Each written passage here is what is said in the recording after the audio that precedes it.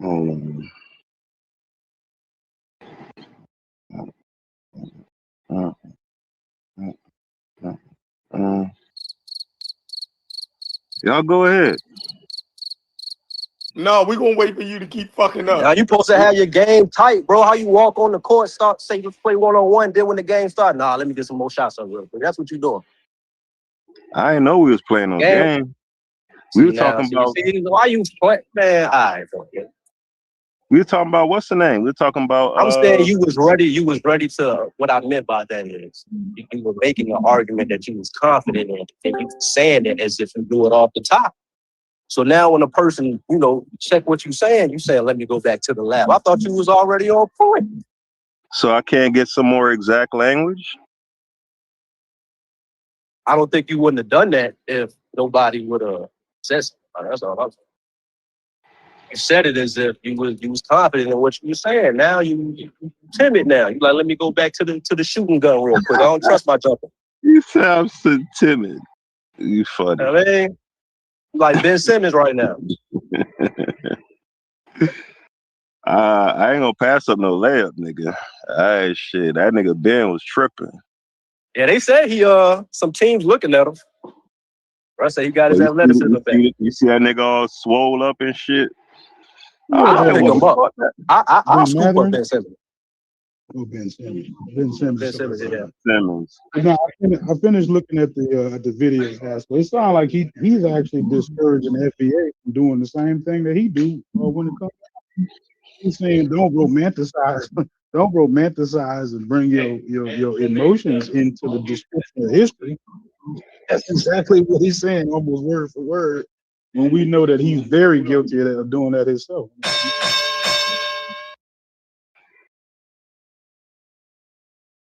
You disagree with that?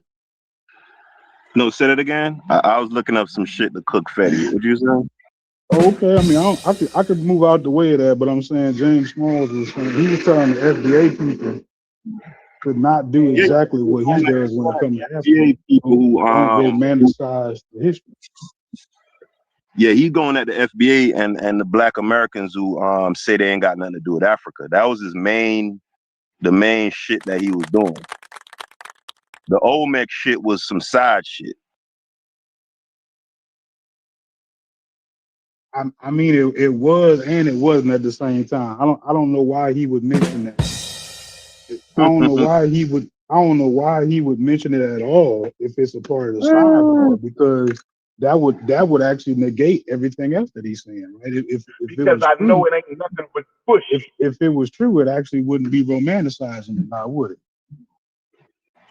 Man, y'all just want to smoke with that man, bro. The main point the man was making, dog, is that we've been calling ourselves Africans since the 1700s with the African Episcopal Church, the African Baptist Church, the first Masonic Lodge being called. That's his main point. So all them FBA motherfuckers would talk about we ain't no Africans and blah blah blah blah blah. That was the main shit that he was attacking.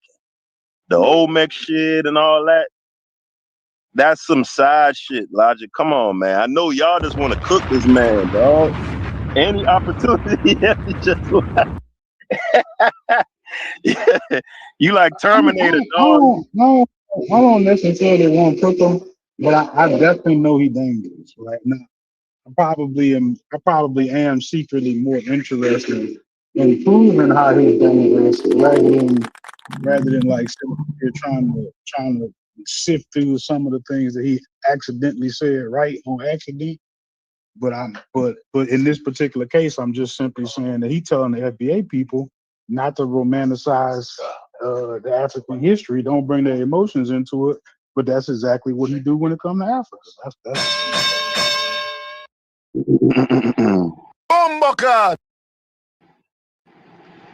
You agree with him though about the whole black folks claiming Africa way before Jesse Jackson and all that? Like, you agree with that part though, right?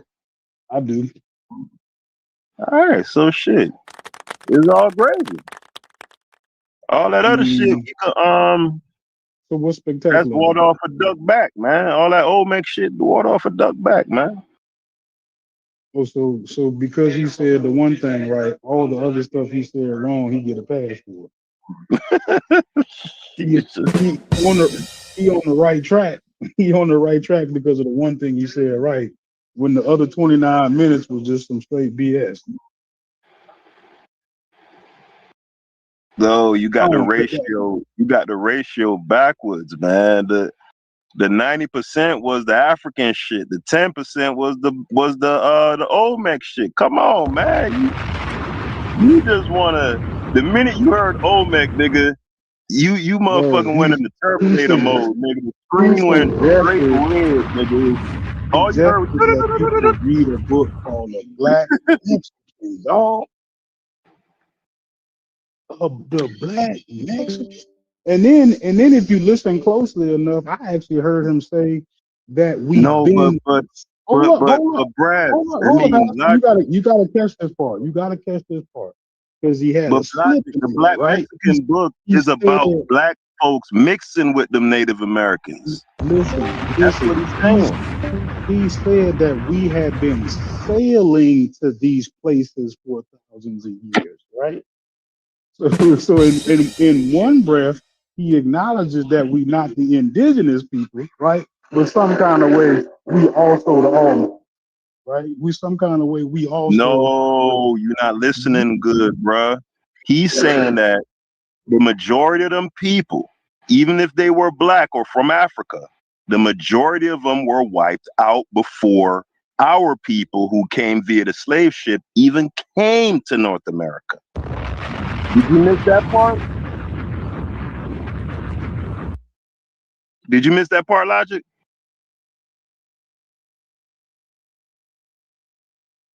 So even if the Olmec shit is bullshit, No, let's say they not no African. he said something about the whole reason why they went back to go get some more people is because the original ones was killed off, right? Right, That's exactly what he said, right? right. But He did he's he didn't clear. say he didn't say those original people was the Asiatic people. He's saying that they was African people. Yes, he is saying that. Right.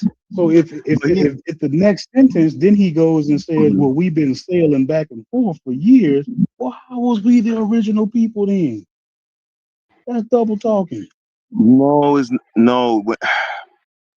Clearly, when he says we, Logic, he's using it very broadly to say Africans, right? Black Africans, right? That's what he means by we. So when he says that there were a group of black Africans that sailed here or were here prior to Columbus, but then they got wiped out by disease, war, famine, et cetera, right? Then those Europeans went to Africa to replenish the people that they lost. And then that would be quote unquote us. And by us, at this point, he's using it more specifically to say the black people in America. Does that make sense? What you said makes sense, but you didn't say what he said.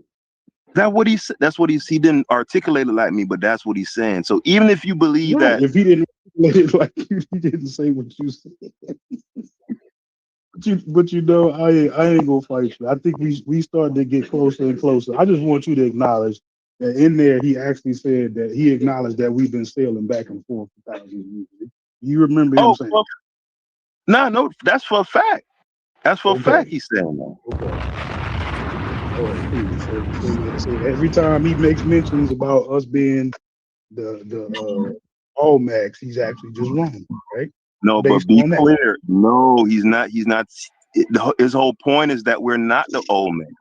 He's saying that even though the Olmecs were Black African, right, and we're also Black African, we were not from that group. That group got wiped out. Does that make? That's what he's saying. I'm not putting words. That's what he's saying. Okay, but if he's saying that those people are black African and that group got wiped out, Uh-huh. well, then if they black African, then they us, bro. I don't know how you in a kind of broad missing that part. in a broad sense, sure. But the whole point of him pointing that out is to say to the FBA people who make the claim that we've always been here and we've always blah blah blah. He's saying that no, most of our people are here, right, as recent arrivals from West and Central Africa. You agree that he is saying that, right? Regardless of if the Olmec were black and if they're broadly black like us, he's clearly making a delineation that our people, black Americans, black Jamaicans, etc., are chiefly here due to the transatlantic slave trade. He's clearly saying that. You agree with that part at least, right? I didn't hear him. I don't think I heard him put the kind of effort into distinguishing the black Africans away from each other, like how you are.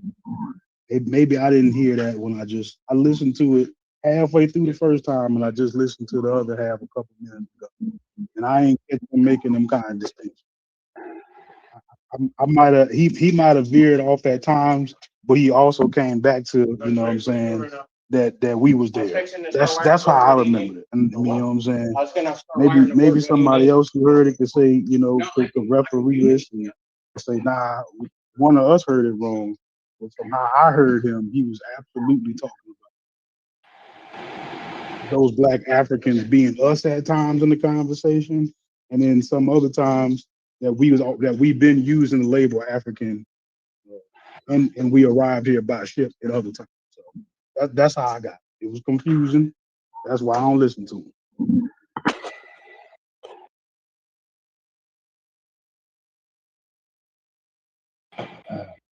Somebody else come off mute and tell me why I messed up.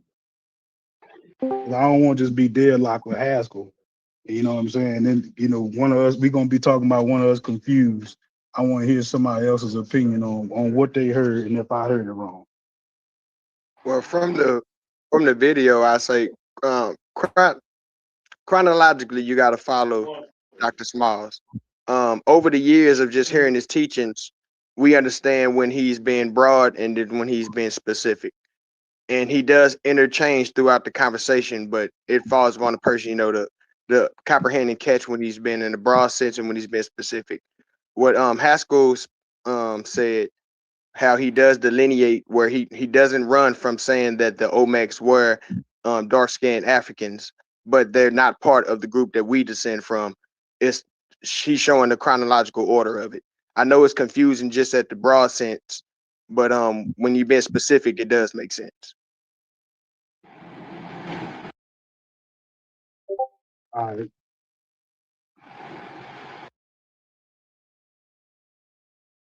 Yeah, I got you. I just think James Smalls don't know what the hell he talking about. Well, you know, I know the behind the scenes. I remember the first Hell in a Cell match when you pulled him out the casket, then he I was choke going to say, slammed you. did you interview him? Hey, that's what I'm saying, Fetty. That's why I already know about Fetty, the past, what's he ain't going had on. none of So this. He had none of this energy though, Should have Fetty. cooked that man, bro. Should have cooked him, man. You're right. Hey, You're right, Fetty. Freddie. I should Hey, have Fetty, cooked. he ain't want no pressure with that man. I should have had the grease ready when he came on the show. You Hey, right. Fetty, he ain't want a DQ. He ain't Logic ain't want no pressure with that man, bro. He was calling that man Bob. He was calling that man Baba DQ. hey, Haskell, He did the Ngozi, Haskell. He did the Ngozi. This is where I gotta. This is where I gotta make sure I gotta stand there with my boy Logic.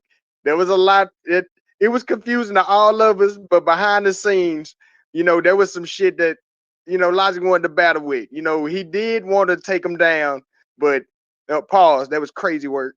He did want to slaughter him on the shit. That's even worse. Damn it. Y'all know what he's trying to do, but in the heat of battle, he was like, you know, I'm gonna chill out. I'm gonna let the man speak because, you know, that's just respect.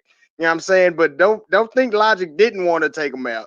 But you know, now in hindsight, you know, he can look how he wanted to do it. But that was the goal, but it just didn't go that way, man. Yeah, basically what y'all asking, y'all saying I should have did, and I agree. Y'all saying I should have said, hey, I'm gonna invite you on for this interview. But in my mind, I'm actually finna debate you. That's actually what y'all saying secretly I should have did. Don't interview just straight flambe him from No, jump. but he came. You could give Tell him pushback. it's an interview just to get him on the show, and then when he get on the show, don't let up on nothing he say, right? But if I could do it again, I would. I tell you that. As crazy as it sounds, I definitely wouldn't have that. You Have could that reach kind out to him. looking We could make that happen. But look, you listen. Regardless of how pseudo you might think a person like a James Small is, he been around a long time. He done came in contact with a lot of people. He's actually taught as a professor at university, right? So even if you think he's scamming or whatever, he has a lot of information. So what that means is if you're gonna, push back against a person like that, you gotta really be thorough with your information and know what you're talking about. And I think you realize that even let's say Smalls is a pseudo, right? But he's like a prime Mike Tyson pseudo. Yeah, he's a seasoned veteran. Like, yeah. Yeah. So I think that's what happened with Logic. He realized like, yeah, I don't know. Man, this nigga bigger than he look on TV. Like he you know what I'm talking about? Nah. Yeah, he ain't want that smoke. It's stupid. Haskell is retarded, man. Nah, man. Respect to James Small. Once you understand where he got the information from, you can see, why they say it. That they came before Columbus it shook the world, son. I'd have been certainly shook the world with that book. So a lot of people still hang on to that. Oh, that's what I'm saying. A lot of people still hang on to that because some people don't move on the paradigm. If I write 8 great papers and 2 bad ones, then you just trash. Some people really look at the 80% and be like, I'm still gonna rock with you. So everybody don't throw out of Sertima away. So I can respect that. Now look, DQ, if he suggests that you go read Ivan Van Sertima, right? How is he saying that those Omax is not us? You get that? Get that? No, I get that, but you're not getting the chronological order. He's saying yes, it's us as in Africans, Black Africans. That's not the same stock as where we descended from. Oh, okay. Like Logic, that's not that complicated. You playing now, bro. You gotta be playing. I am not playing, bro. Damn. I'm not all playing. Right. Hey, pull up the skin map. Ivan Van Sertima was definitely trying to link. He was definitely trying to say that those indigenous people were the same Africans, right? Look, I don't know. Maybe that's me. That's why it sounds confusing to me. But you definitely you helped me remember that he actually said that in that 24 minutes. That's actually not what Van Sertima said. Have you ever read the Van book? Sertima said? Hell no, I ain't read that crap. But what does he say? What does he say? Right. You clean it up. Tell me where I'm messing it up. Sertima posits a theory that says that Africans came here a long time ago and actually mixed with people that were already here. So he posits that the Olmecs were actually a composite people, a mixed group of people. That's his theory. Okay. Yep. So we infiltrated their bloodline, stayed behind, and we just darkened them up. That was basically what Van Sertima said. We came through. No, not at all. They was actually dark also. Like I say, that falls within there's no cultural component to what Van Sertima was saying at all. He's just completely making a genetic argument.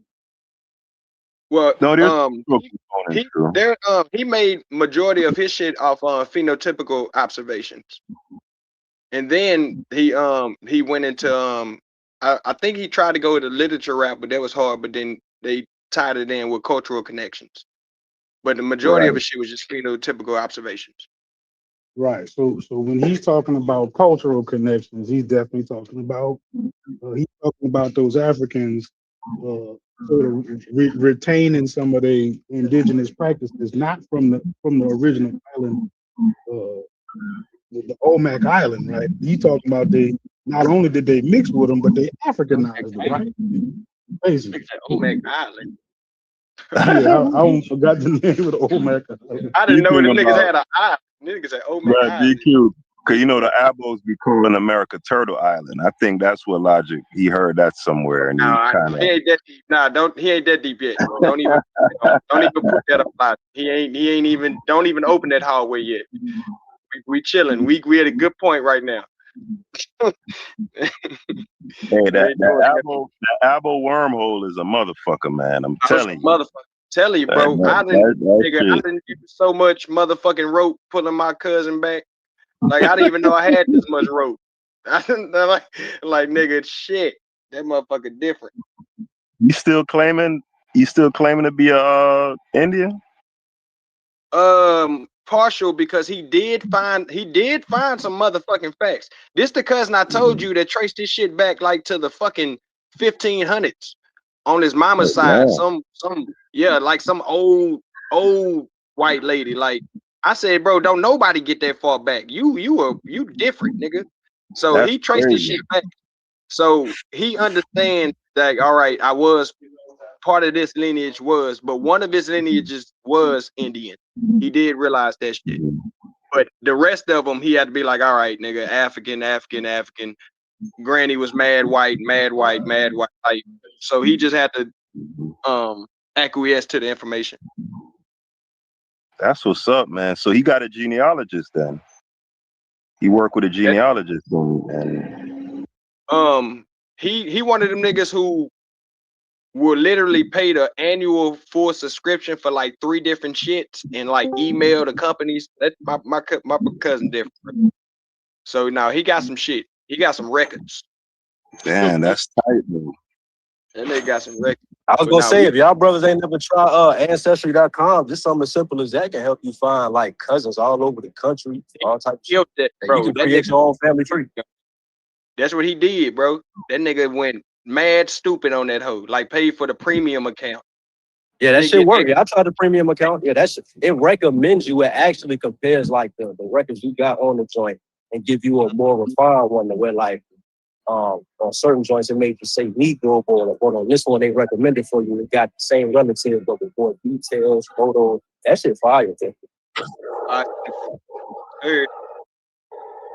All you really got to do is find a family member of yours who like you said, deep entrenched in that shit. Follow them on there and just look at their tree, and that shit will come to you like that. Damn. Has to. I didn't tell you, bro, nigga. I met a great uncle. Two uncles and 2 aunties that I met this year because of that DNA shit, nigga. I found out who my real dad's dad is off that shit, bro. Yo, me too, DQ, bro. Me too, bro. That shit fucked me up. I never met my grandfather, and I'm looking at this nigga like I know where this nigga live and everything. I'm about to run down on this nigga. That's crazy. Yes, bro. Nigga, I had an auntie. It's wild, bro. My Aunt Misha. We did the DNA shit, bro. This lady popped up. We shared like I think it was it 19? It had to be like 19% DNA with this chick, bro. And we like, bro, who the fuck is this bitch? You know what I'm saying? I'm like, all right. I was gonna say that shit might mess up a lot of family secrets, right? That shit, I know that ancestry probably. Fetty, a lot of motherfuckers had that sit down. Fetty, that shit unlock a Pandora's box, nigga. And so, boom, we like, who is this lady? How the fuck we share this much DNA? Come to find out, whoopty whoop on that side, that's actually my auntie. She found out that by knowing my sister was a NFL cheerleader, whoop de whoop, they was talking, made the connections. We contacted her. Bro, found out I got 3 uncles and 2 other aunties, bro. I had a great uncle who lived in the same neighborhood that I stayed in when I was a kid. That nigga was around the corner. I never knew. That shit, bro, it's wild, bro. That's one thing we got to get better. I ain't gonna say all black families like that, but it's like the older family relatives be knowing some shit, bro. And you gotta like do all that just to get, you feel me? Get a clear answer. Like it's a lot. It'd be a lot of family secrets, like a lot of black families in their life. You can't hide back in the day, bro. There was a lot of shit going on. Facts. But no, that shit's wild, bro. But a whole nother family connection that I'm connected to. And then me and my great uncle, we on deck now. This nigga got a boat, RV, nigga, 9 barbecue pits. I said, oh no, we about to turn up, nigga. And I saw some motherfuckers who said they found cousins in Africa. I'm like, how? Like, because they signed up. Like if they are part of that system, that's why I love the African ancestry, because that shit grows every time. I get a notification when I got a new cousin in fucking Canton, Ohio. I be like, man, what the fuck? Shit lit. You know what I'm saying? But it's just more people submitting, and yeah, that's a genetic connection. Because they say I'm Balanta Mindi tribe from Guinea-Bissau. That's where majority of my connections was hitting it. So yeah, that shit deep, right?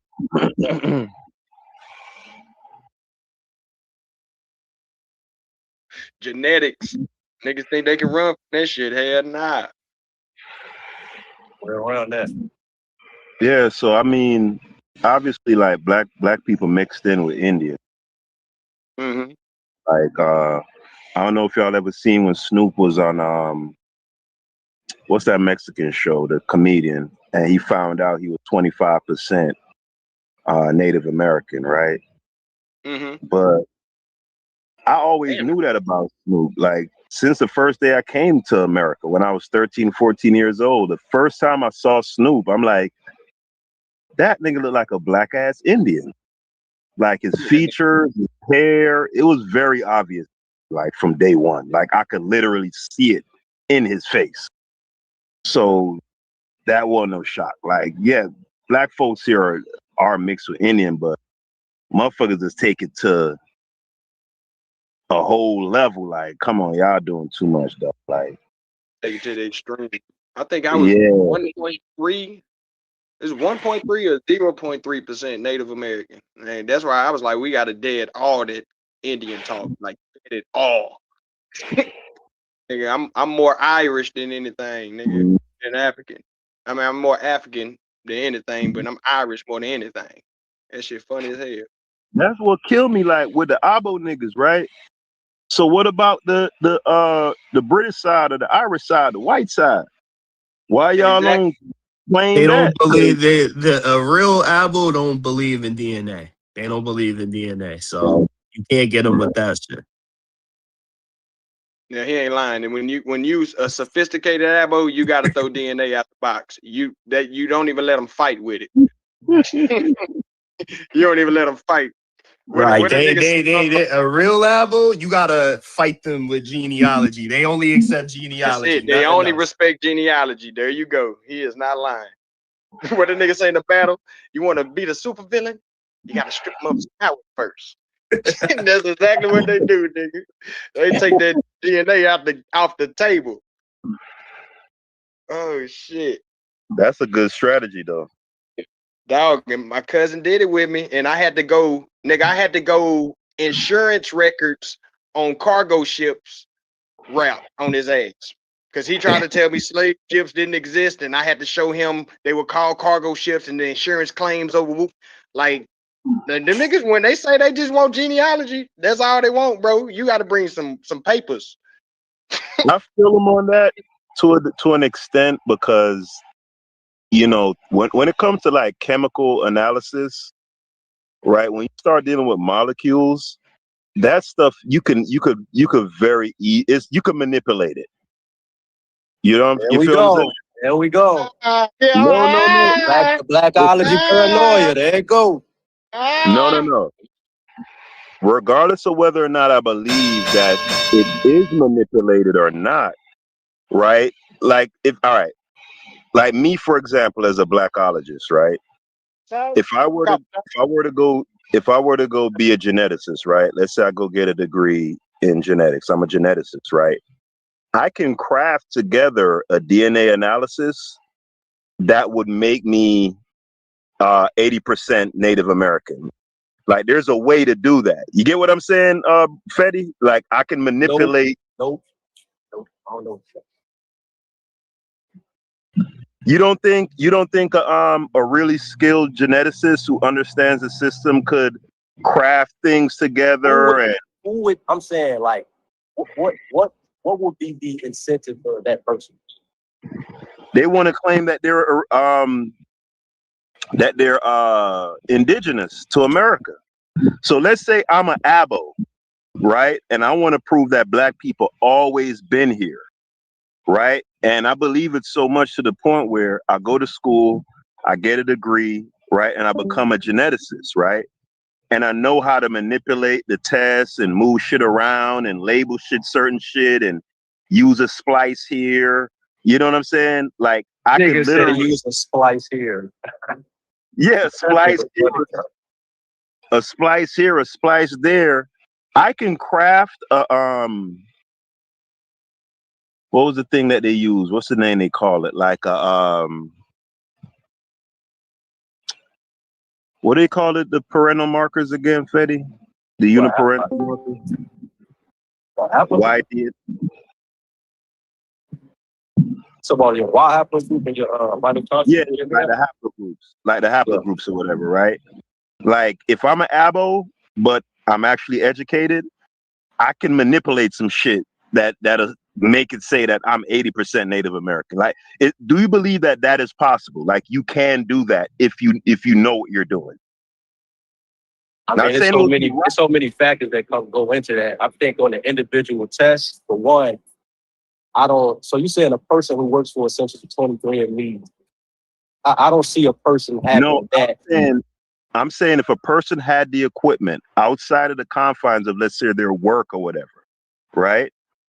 They can buy, like, remember, because whatever you get out of a test depends on the parameters that you set. You would agree with that, right? And the samples that you have with that particular company. Right. So I could take a particular sample from something, and then I can isolate a certain section of the genome and say that this section equals this. So if therefore I can test my DNA and that small section conforms with that, then it equals you get what I'm saying? Like you can move shit around. That takes a lot of work, bro. I think there's a 0% chance of someone going that hard. Like you said, a lot of things are possible, but those are like drastic lifts ultimately to prove what. Because I mean, depending on what company it is, they can lose their credibility off something like that. And like looking at samples, it's a lot of cross referencing. So like, yeah, they can tweak their shit all they want, but that ain't going to negate the fact that if that person really was going to take a DNA test, it can find. So that you just bringing up like a motherfucker who on some wow shit. Well, like for example, when they did that analysis with the gene in Egypt the other day, the last one they knew it. I knew it. Shoot him, right? I knew it. I knew you was gonna bring up that. It's the first thing that comes. It's the first thing that comes to mind, right? So now, regardless of whether or not you agree with why they did this, you can't disagree that they did in fact do it, right? So when they analyze the sample, Why did those, what was it, STR? You talking about the STR PCAs, talking about like the Great Lakes and all of that. Yeah, I think the Neurot man, I think it was STR that they. I can't remember. The point I'm making though is, you can tell the computer to say, okay, analyze these two specimens, right? But assume that Asia has nothing to do with this. Take it out of the analysis. Now run the computer to include all other regions to see which region this sample most closely matches, excluding Asia or excluding Europe, or you get what I'm saying? So now when you get the results back, it's only going to give you the results within the parameters that you set up. So if I'm an abo and I wanted to prove that I'm 80% Indian, I could get my own sample, right? Presumably get a sample from a man who we know to be Native American from, like, I don't know, let's say the 1500s or some shit, right? Let's say you just happen to have that sample, right? And then you can run it in the PCA, but the parameters you set up is only compare it with Native American genes in the gene database. Yeah, you're just talking about limited proxies. So no, hold on, let me finish what I'm saying though. All right, go ahead. So I listen, let's say I'm the abo, right? I'm looking for a desired outcome because I want to be an Indian and I want to prove that I'm an Indian using genetics, right? So I could get a sample from a known Indian from the 1500s, get my sample, put it in a computer, but tell the computer, hey, exclude everything else but Native Americans, right? So then when the computer comes back and says, oh, this is 90% American, excuse me, Native American, I can then present that and say, see, I did genetic analysis. I'm a Native American. But I don't necessarily tell you that I told a computer to ignore any other thing that it could possibly be related to. You get what I'm saying? Yeah, yeah. Right. That's why I was saying the limited process for that. Like I said, they proxy, like they took one proxy out to control for certain population. So I feel like with that level, they can take like what individual, I don't know, it's like an individual case like that. It's like what's the You muffled, Eddie. all the person how to do, look at the methodology they did, so like Breaking up. You're real muffled and breaking up, Fetty. Oh, shit. You can hear me now? Yeah, you sound better now. Yeah, I was saying, I see what you're saying, like individually, in an individual case by case. I mean, I guess that's possible, but I don't want to apply that same thing to like a company or a group to say we can't trust 23andMe. I think that's where you're going at, but I'm not saying you're doing that. But I don't want to apply a hypothetical individual case like that to kind of look at certain companies and databases that have shoulda samples and say they doing the same thing. So, no, I'm just simply saying it can be done. So when DQ says that, when DQ says that, like the ABOs pretty much completely reject DNA and they only accept genealogy, is because genealogy is hard and it's physical, right? So if I have a birth certificate from this person, then more than likely that's just what it is. There's no gray area. There's no, you feel what I'm saying? I feel like documents, historical documents, are easier to doctor and manipulate than genetic sequences. that's true, right? Because even in the example you gave, where someone sets certain parameters to have a desired outcome, in order for it to be, published in the mainstream, those parameters they set are gonna have to be transparent, right? Exactly. Like whatever data set they put out to the public, they're gonna have to state the parameters that they set up for their experiment. They can't just keep those parameters hidden. Right. So now, if they want to finesse the game and just show it to somebody and say that's different, but the moment you make that commercialized or make that, then yeah, they're gonna get fried. Or they're just gonna say your shit weak, your database is weak. What I will say to the ABO's credit is they are kind of following suit of what we call Native American tribes do traditionally. Like most Native American tribes don't go off DNA either. They ask for some sort of documentation to prove your family was a Cherokee or whatever else. So they don't go off of DNA either. To be fair. That's true. Yeah. That's the ill part about it. Like once you actually learn that the Indians, like once they was living amongst a lot of Africans, they was enslaving the motherfucker. So I mean, a lot of that shit could be true for a lot of people, a lot of African Americans who got a history of being around of the Native Americans. It's just that y'all motherfuckers is probably under some type of oppression. You know what I mean? About people. Yeah, I feel like they started to, some of the tribes started to enforce that rule because they understood a lot of Black people have some, genetic ties, even if it's very little, right? And they want just any and everybody being able to have a claim due to genetics.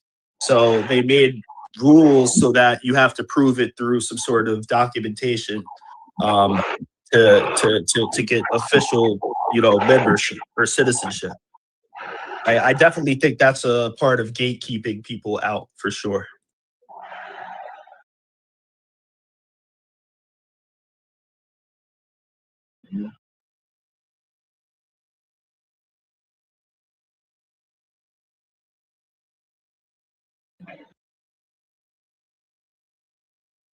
Yeah, so James Smalls,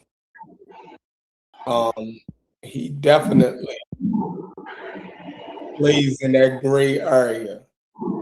At this point, I think he know better. Um, so he's trying to play both sides of the fence.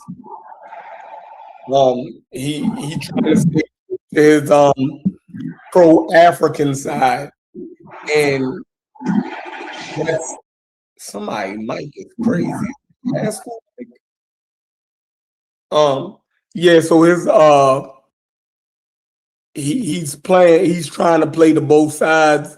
That outdated information about the blacks being Omax, and he clearly seen better information on that by now. He clearly seen it. So the fact that he keeps saying it, like we're acting like he's stuck in under a rock somewhere. You dig what I'm saying? Like, no, this brother goes on. He's not cooped up in a house where, no, he's talking to people like Dr. Mayat and them. He's well acquainted with the computer age and new information and all of that. He's sticking to that bullshit. He's sticking to that bullshit. He can't fully shake it off. Yeah, he's sticking to it. So if he's sticking to it, right? We got to clean that up. We can't just give him a pass and say that he's old when he's clearly engaging and taking in new information. You dig what I'm saying? He does it all the time. This motherfucker going back and forth to Africa. He on Zoom and Skype and, you know, like he doing, what the fuck? So now he ain't seen a new book or a new paper in 40 years. He ain't heard no information that counters or contradicts his viewpoint in 40 years. He heard that shit 40 years ago. The counter to the shit that he's saying. He denied that shit then, and he denying it now. So I'm with logic. You know what I mean? Because if you can't trust them on that, right? Then why would you trust him on the black and African part then? If we know he'll lie, you dig what I'm saying? Then we know that, you know, he'll skew the African shit or embellish that shit also. He's just not trustworthy at this point in time. So hold on. So you don't allow for a third possibility that he sincerely believes it? That's not a possibility to you? Yes, that's a possibility. Oh, okay. I don't believe it though, but it's a possibility. You feel me? Because I didn't heard him say that his family was the mound builders. In the Carolinas or wherever the fuck he from. And he go to the grave sites and clean them off. And his people was here for thousands of years. You dig what I'm saying? Black people he was talking about. Not in Mesoamerica. Or no, he's talking about the Carolinas. He's saying that those mounds was built by Africans, his ancestors. They was always here. The Mississippian culture. Yeah. Builders, yeah. He says this shit. So now in high school, no, I can't sit there and act like he genuinely believed this shit when he's making shit up and embellishing and lying also. I can't do it. I think what you said was a key point right there, right? If you are so a quote unquote truth seeker, right, for 40 years, and you ain't heard at least some valid argument. I ain't gonna say some valid argument, but if at least somebody has, brought to your attention that you might be messing this part up or messing that part up, ain't no way that you've been right, 100% right for 40 years. That just ain't even realistic. So the fact that his position ain't moved it go to show you that there's actually something up. You know what I'm saying? Either he just being naive to some of the facts that disagree with him, or he just lying. You know what I'm saying? So you gotta give him just one of them two stances as far as why his position ain't really moving like that. You know what I'm saying? Yeah, but I think that's too. I think. Go ahead. No, I mean I was basically done. You go ahead.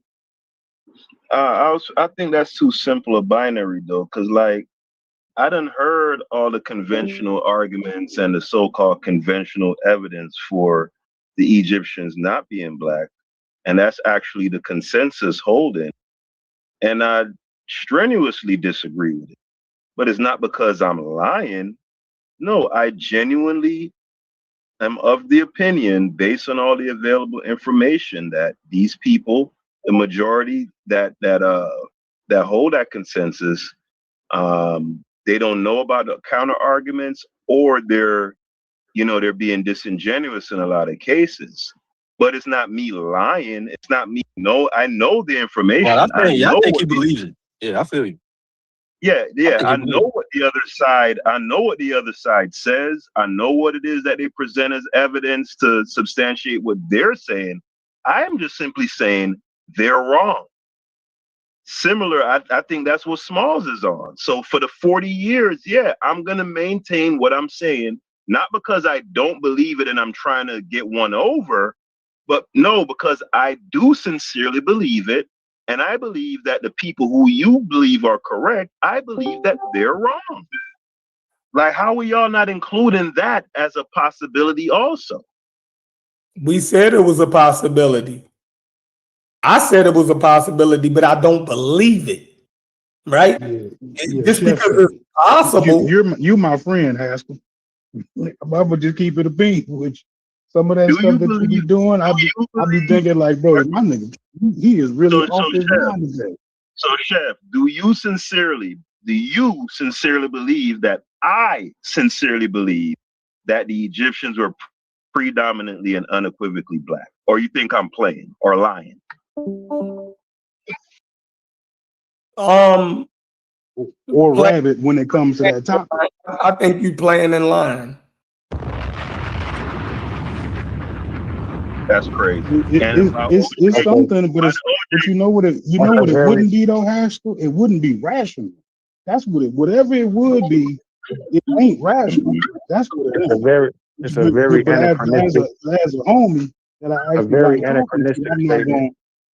I'm not gonna try to lay it on thick like that as far as like how it make me feel. But yeah, them conversations to me, you sound a little crazy, even though you still my dog. That's it. That's fine though, Logic. The question is, do you think that I'm running game? Do you think that I'm being sincere and that I truly believe these things that I say? That's the question. Not if I'm. You can absolutely sincerely believe it, but that alone wouldn't take you out of the realm of just being crazy on this particular topic. But he can believe it and be correct. There's something about the topic that causes you to become irrational.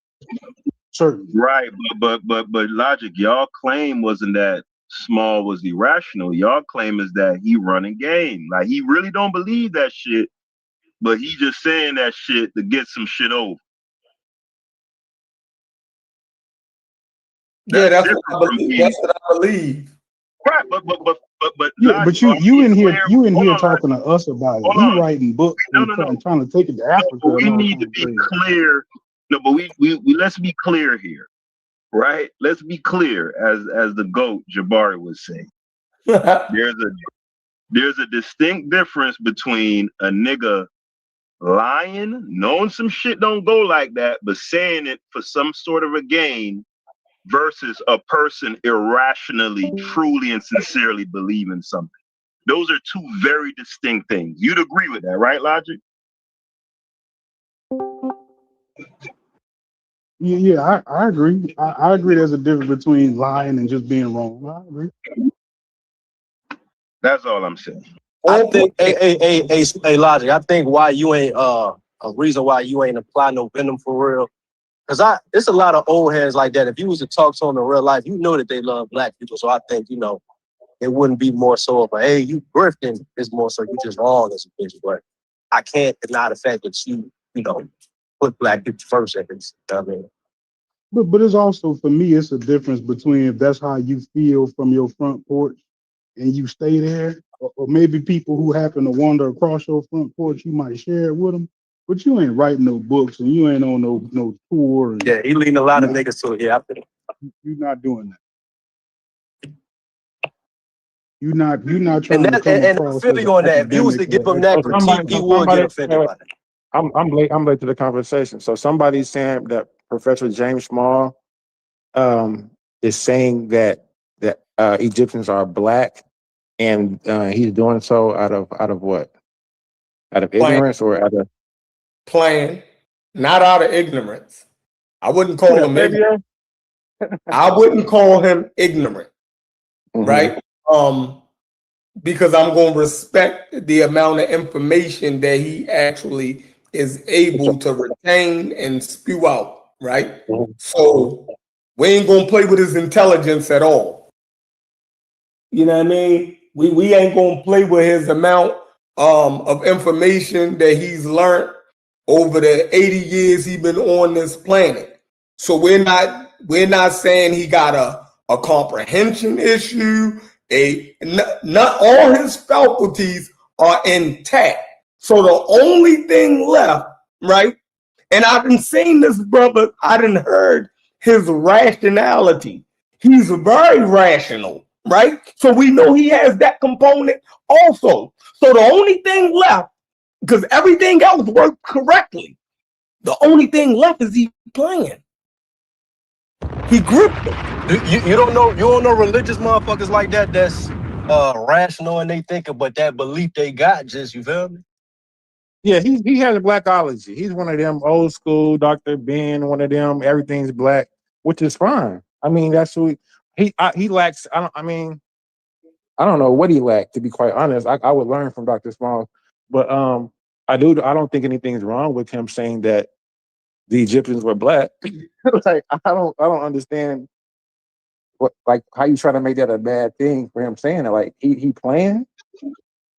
Yeah, that's crazy. So that's if crazy. He playing, then all of our black luminaries thought the same thing. Yeah, I mean, yeah. If you're saying he's playing, and all of our black luminaries who taught and wrote books saying the same thing, you would necessarily have to believe that they was all playing. Sheikh Anta Diop was playing. Chancellor Williams was playing. Van Sertima was playing. Emarka Banga Sugar, or however you say his name, he was playing. John Henry Clark was playing. Damn, so Diop was playing. They was all playing. Diop was playing at UNESCO. The symposium, he was playing at the symposium. Damn. They went to the symposium playing. No, after the symposium, they was playing. Before the symposium, after the symposium, they thought they had something. After the symposium, hey Chef, that might be the most prolific statement I ever heard. That nigga said after the symposium, they started encourage that. DQ, don't encourage that madness, man. That is absurd. So everybody just playing. Everybody. They said, "Yo, we about to push this one narrative." All right, hut. Yeah, playing, man. You feel me? And it's sad that 40 something years later, you still haven't caught on to that yet. So that just shows you dig what I'm saying, how dangerous stuff like that is. Because this 40 something years later, and you have new data that's available to you that's proven it scientifically, and you still sitting here denying it. You'll read through the data, the new information, and you still come to the same conclusion. Because at the end of the day, you think they lying. You talking about me? The same way that been. only because they didn't have DNA. I'll give you they didn't have DNA. So that's a fair point. But I would never argue that they were black or anything. But that I wouldn't say that. I don't Yeah, make but those arguments. no. We're talking about Professor Smalls and them. You dig what I'm saying? We're talking about them being engaging in disseminating information for 50 something years, right? Teaching in colleges and having colleagues and up to date information, right? We're going to act like he hasn't, in the last 50 years, the cutting edge information in those fields haven't been at his fingertips. Working at colleges and all of that. Are we saying that? No, bro. He got way more resources, over the last 50 years than we'll ever have. So he's seen the. Was you on there when he pulled up when he was talking with Logic? Yeah, I seen that. It was too much. He hit Logic with the kitchen Why sink. y'all don't? Why? But did y'all have a Q&A part, or why don't y'all give this pushback when this man was? We didn't want to disrespect them. We didn't want to have a contentious back and forth with him, and we didn't want to try to make him look crazy live. That's insane, Haskell. No, so I'll do that with you, bro.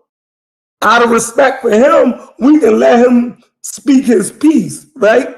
Now, we're going to go at the young people like you that agree to that shit.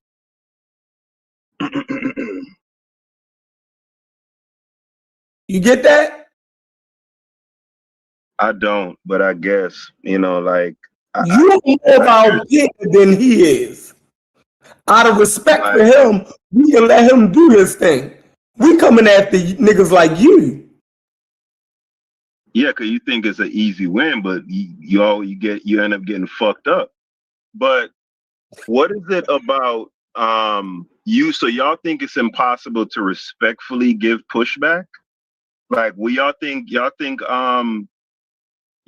Dr. Small or Professor Small is made of porcelain or something? Like, he can take pushback. I've seen somebody push back on him before and he came apart.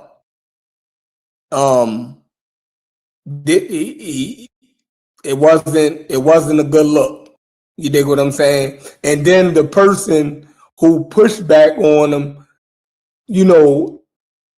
he had to kind of buck up a little bit because now you trying to lowboy me.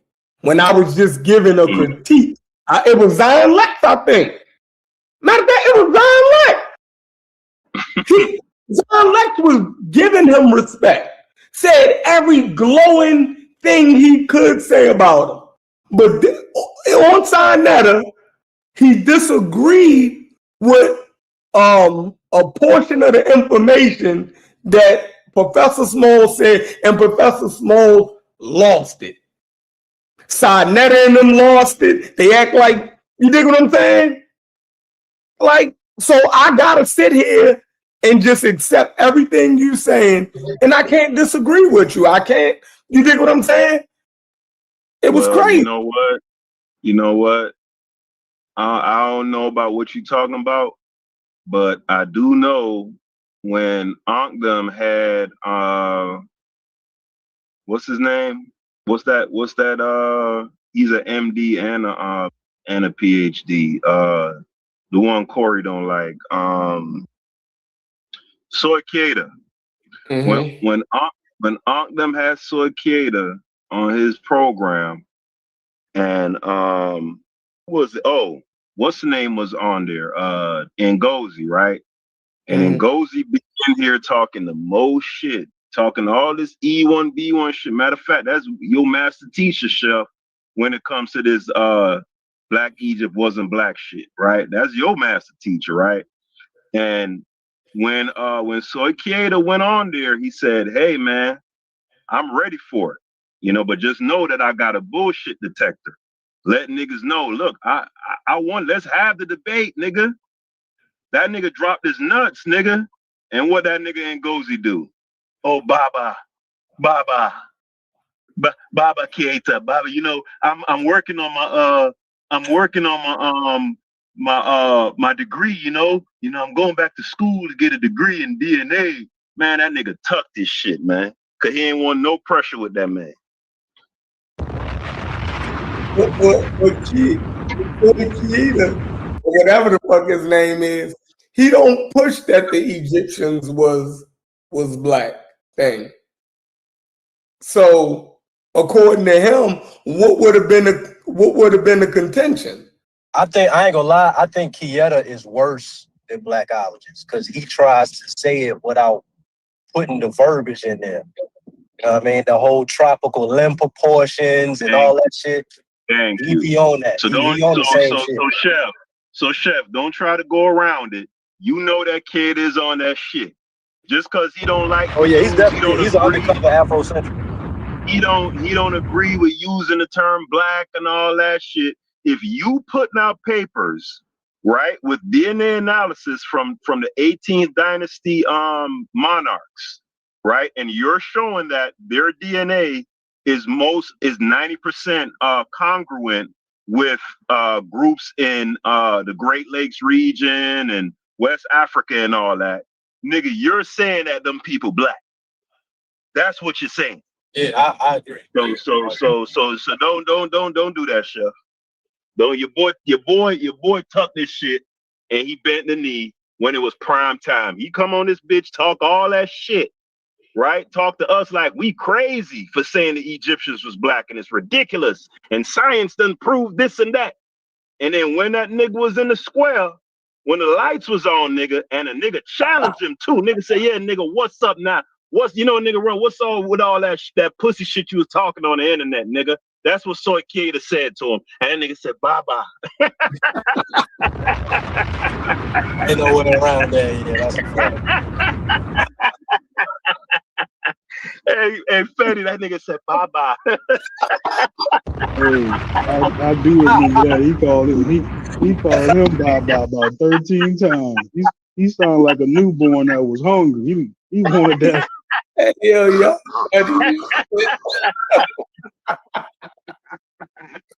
I can see him putting both his arms up like, pick me up, see kid. Pick me in there.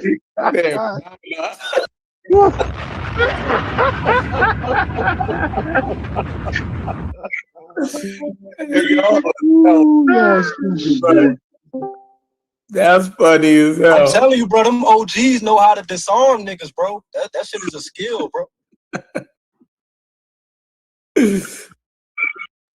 Hey, chef. What's the name? He got an answer for that, bro. Matter of fact, if I ever talk to Ngozi again, I don't want to hear none of that shit, nigga. I don't want to hear about none of that E1B1A. I don't want to hear none shit about no motherfucking Ibero-Marusian. None of that shit, nigga. Shut it up. I don't want to hear it, dog. Cause you weren't talking none of that shit when Debo pulled up, nigga.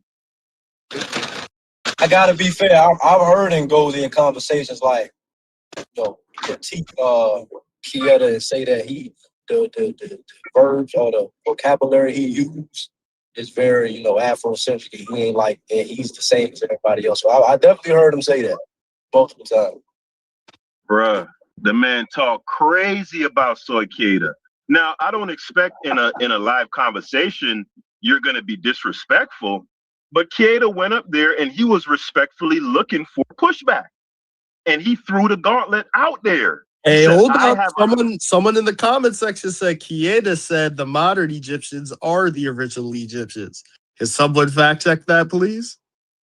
Yeah, he'll say shit like that. Like, yeah, but it's with a qualifier. Yeah, it's okay. It's what's the qualifier? Break that down. The tropical limb proportions and certain words. The modern Egyptians don't have tropical limb proportions. So if he's saying the modern Egyptians are the original Egyptians, qualify that statement. True, that nigga came up with the term supra nigra. If He's that ain't using blackology, I don't know what it is. scientific racism. Yeah, but let's not move away with what the person in the comment section is claiming. If he said that, which I don't know if he had said that, but if he said that, what did he mean by that? He said words to that effect. So he was saying that the people who have the most close genetic affiliation to those ancient groups would be people who are currently living within that region, right? But then he goes on to say that many of them would have got genes from more recently arrived populations from West Asia, etc. So he does say it truest, but it's a lot more nuanced than how it comes across in that comment. It's the whole. It's what Unc be saying. The whole indigenous African. It's the same game. It's the same. It's the same game plan. So you know what? You know it's the perfect analogy, truest. Stu Peace talks about this all the time, right? Diana Ross's grandchildren, right? None of us are more closely related or share more genetic affiliation with Diana Ross than her grandchildren, right? Mm-hmm. But her grandchildren are also like 75, 80% white. You get that, right? You see the analogy that I'm drawing? Right. Well, how do you explain the increased sub-Saharan ancestry post-Roman period? If anything, the ancient Egyptians was more whatever y'all call mix or whatever, more back then and then today. So that's the part that fucked me up. No. Listen, I don't even want to go there. I was just explaining how. Yeah, I got you. You know, yeah, I was making it make sense for truest how a person could say that the modern Egyptians have the most genetic affiliation with the ancients, while at the same time imply that the Egyptians racially were not like the Egyptians today. Like both of those things. Well, listen to this. So when I asked, while at the same time having more sub-Saharan DNA than their ancestors did. Listen to this. Exactly. I done asked the clinker. This is what the clinker says about Soy Quieta, right? So I asked it, does Soy Quieta say the modern Egyptians are the original? Yes, in the sense of substantial population continuity, not in the sense that modern Egyptians are an unchanged or pure copy of the earliest Egyptians. Quieta and A.J. Boyce wrote that the present inhabitants of the Nile Valley should be understood as in the main, although not wholly, descendants of the region's pre-Neolithic inhabitants. They stated that there was no wholesale population replacement. Following the arrival of Arabic speakers, Arabization was largely a linguistic and cultural shift rather than the replacement of Egypt's population. I agree with that. Does Haskell agree with that? No. It says there wasn't a wholesale. It says there wasn't a wholesale what now? All right, I'm going to read their words again. Quieta and A.J. Boyce wrote. No, just read that part. No, let's go to the part where it says, okay, it says there they was stated that there was no wholesale population replacement. Following the arrival of Arabic speakers, Arabization was largely a linguistic and cultural shift rather than the replacement of Egypt's population. I'd agree with that. I'd agree with that. I wouldn't say there was a wholesale. No, I do. Like in my rubric, how I conceptualize how the race of the ancients became different from the race of the current people. I don't know if I would use the language of there being a wholesale replacement. I think the vast majority of it is more about amalgamation more than wholesale replacement. So I think I would agree with that statement actually. But they're not. But they're not claiming it was a racial replacement or they're saying it's a cultural and linguistic. They ain't mentioned it being racial. It's not racial. It couldn't be racial because race didn't exist at that time period. You understand what I'm saying? We're hyper retrofitting an anachronistic term into that time period that doesn't apply.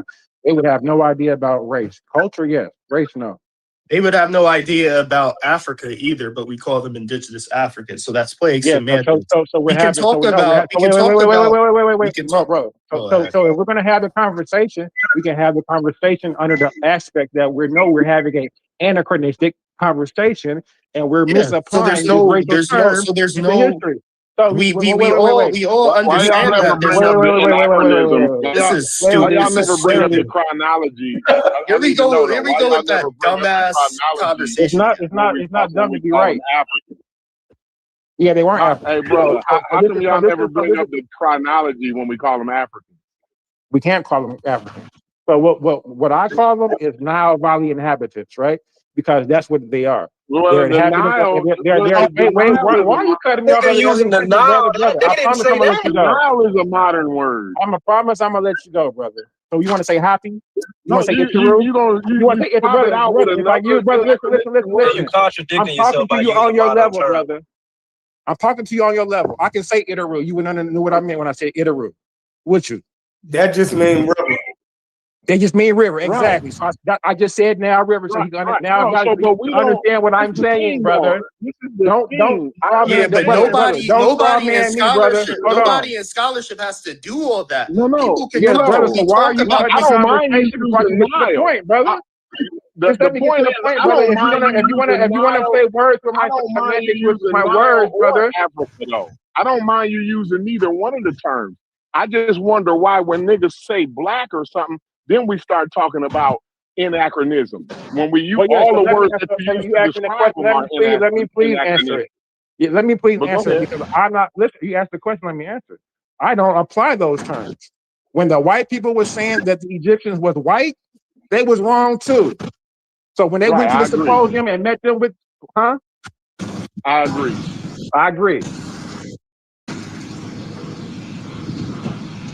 So back to the point that's being made, brother, they're simply Nile Valley inhabitants, brother. All of those city-states, all those spots were autonomous city-states. They were not homogenous. No. But we can sit here and we can sit here in 20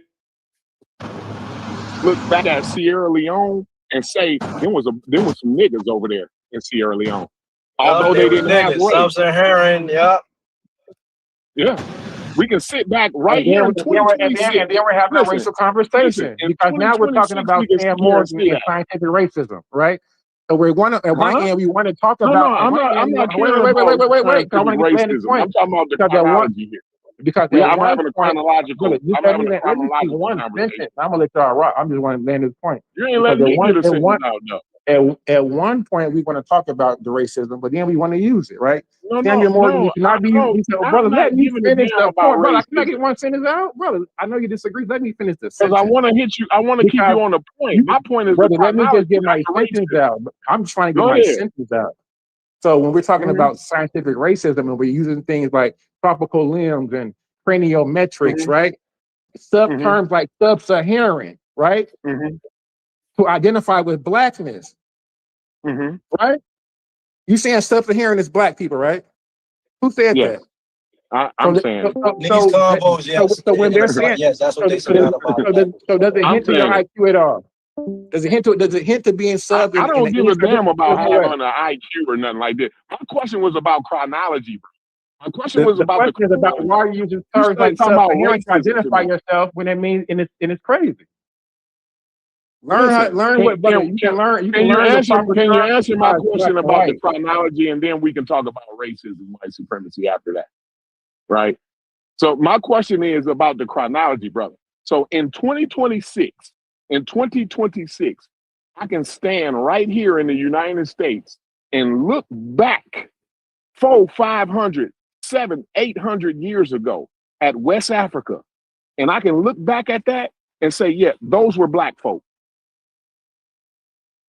No. You can say that out of here, man. This is ridiculous. No. This is Egyptians. I just want to address the words, brother. It's just clear. It's No, just, Yeah, this listen. you When can't you're be a black let man me get clarity, brother. in order to be How an are you using these Egyptian. words? Ain't Are you no using the word? Are clarity. you This is brother? that PKism. Get that shit out of yeah. here. Let me get clarity, This that brother. You're PKism. using no, you're making irrational statements. I'm getting definitions of words. When you use the word black, are you using it in the modern social construct? Because it didn't apply back when you're talking about, brother. Yeah. So if you said, are But you King using J, it? If you want to have an anachronistic conversation and use the word in a fallacious manner, we so can. I'm hip to so blackology.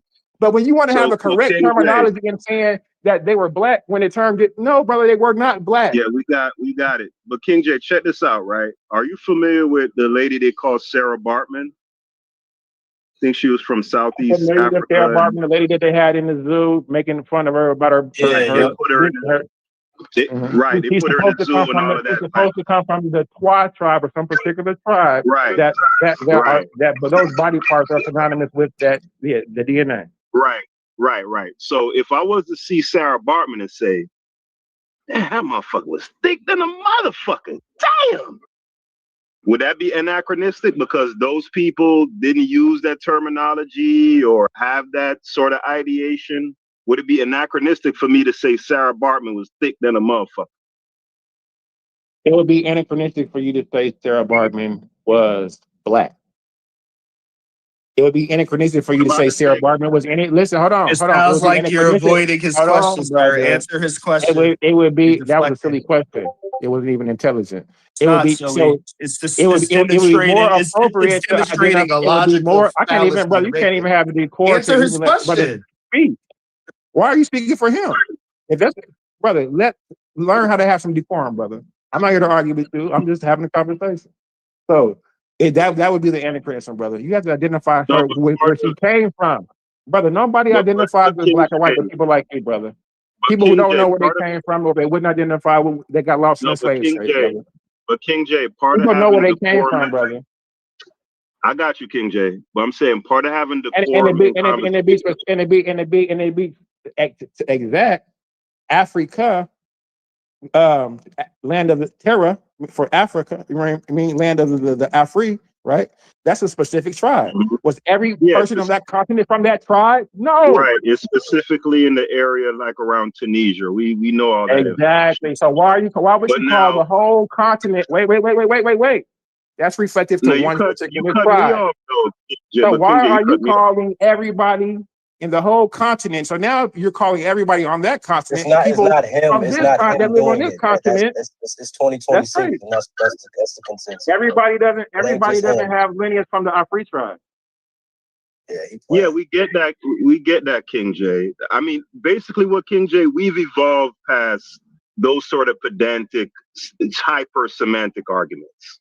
Like That's I'm super being a lot more. semantic. Like, Yeah, that's super pedantic, super some. It's Brother, I you know what started it off is by to saying me. that if we want to use it, if we want to have an You know, adequate conversation, I said we no, can. no, I no, no, started off King by J, saying that. King J. But what you're doing is fake sophistication. Is what that is. Absolutely. You Like didn't where you didn't even learn that in a university. No one in the yeah, university told you it like, was anachronistic to use Africa to describe the people of the continent in historical terms. Like no one taught you that in a university. You learned Is it that right? shit Am on I the internet. wrong? What? Am I No. right or wrong? You You don't are know you presenting don't know what pseudo books I intellect. read, brother. You You are can't presenting tell me what books pseudo I read. intellectual. You're using pseudo intellectual internet age arguments. You're not learning that in any university. These arguments you're making, it doesn't make any sense. We can't call the Mali Brother, you Empire don't know what black. college I've been to, brother. Brother, do you want to bow on that sword, brother? I can And assure you, you didn't ask me learn about what what you're college I, saying. huh? I can assure you what you're saying right now, you did not learn wherever the fuck you went to at accredited Wherever college. listen. Wherever I learned it from is correct. So that's a mute point, brother. It's not correct. You're arguing about where I learned it from, opposed to arguing if it's right or wrong. What I said was 100% correct. You're just having a mute straw man's point, brother. You're not even making sense in your argument. It's not correct. It's not correct. It is. It's It is. not, yeah, yeah, that is an exactly. argument. That's an special for sure. There's no doubt about it. That was one of Ank's favorite arguments. Like it was some slick shit in like 2019, 2018. But it's 2026. We've evolved past that. So yeah, let's get back to Kenya, right? But it was originally one of Wu Ja's wiggle points, right? And then Unk and them picked the shit up. It was originally Wu Ja, one of Wu Ja. For instance, let me tell you the importance of why like it's inappropriate to use it when we're talking about ancient Egypt, right? For one, Egypt is an English word, right? Egypt, Oh Lord, Egypt. Jesus. Oh shit, my nigga got to go. Oh shit. Oh shit. Them niggas he We gotta playing. say Tawi or you know, Yeah, command. What do Taiwi. you do? Like this is My getting Taiwi.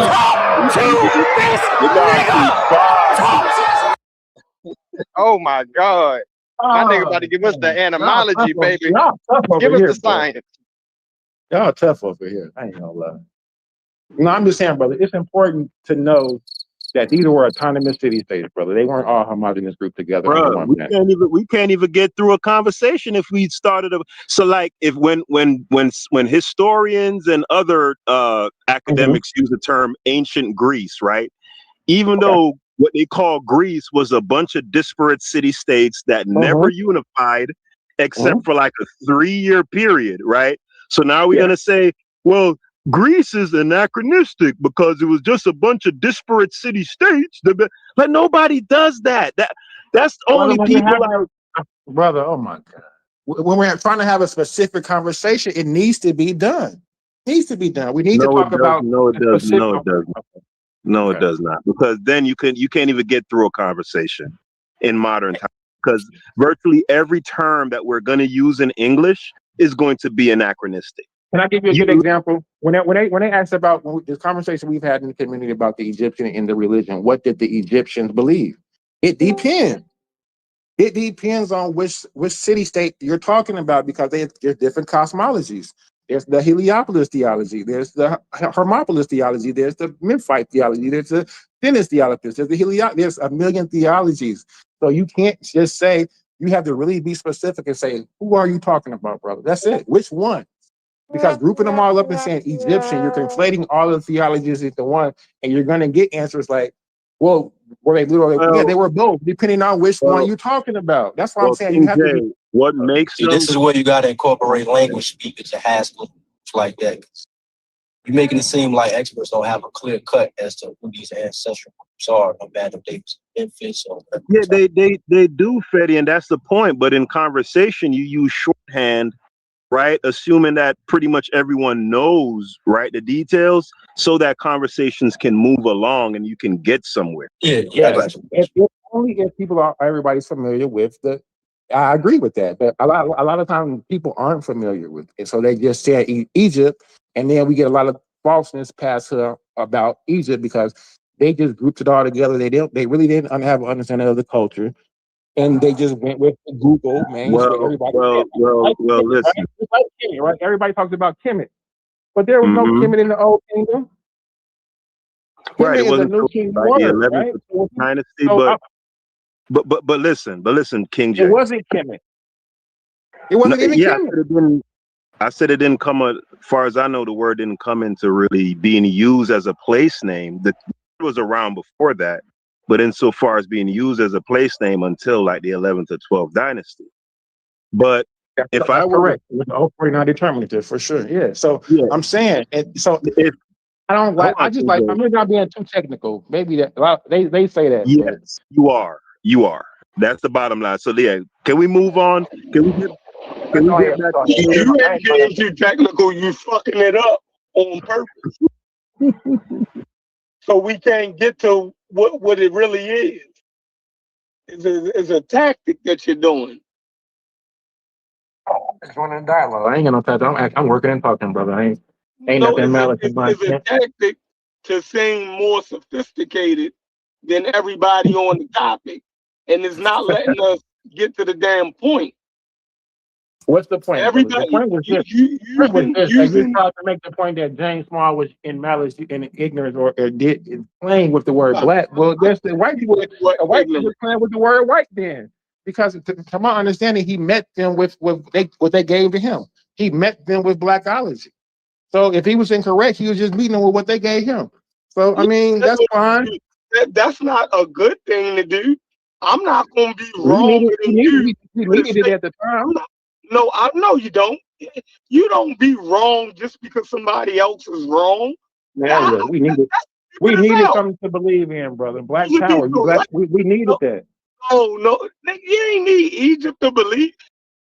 In 1970, we needed that. 1970, we needed Christianity at that point. We had Jesus. You know what I'm saying? So we needed something. I don't even know what you're talking about, bro. You just lost me. And that's what's your whole point. Your whole point. I'm talking about Professor James Small giving us something to believe in. They gave us. They're coming at us with this white power superiority shit.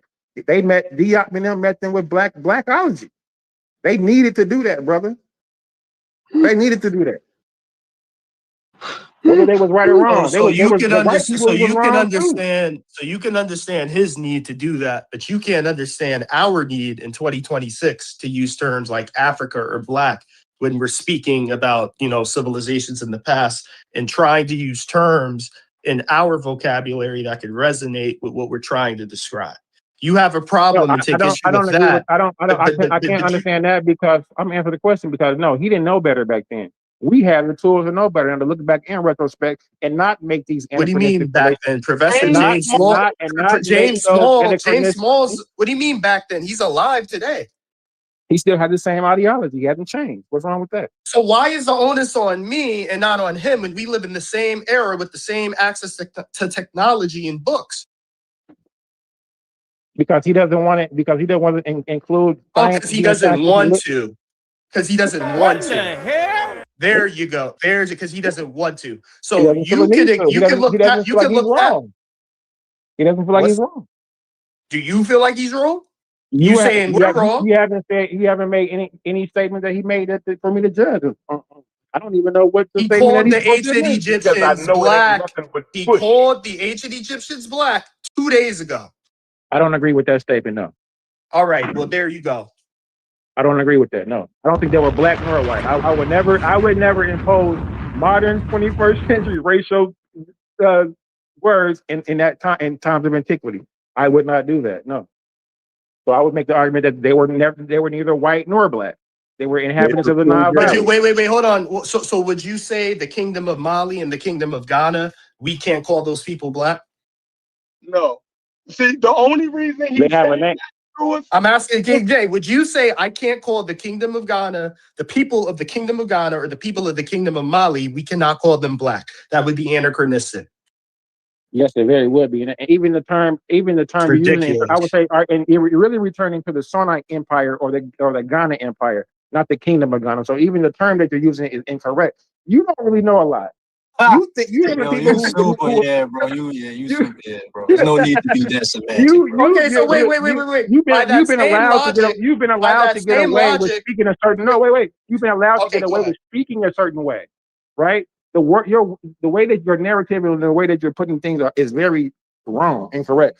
So you like to use anachronistic terms and imply them in times of antiquity where they don't apply. So I like to use terms as it was taught to me in my history, as it was taught to me in my history department at a university, not by some niggas on the internet. But anyways, King, let me ask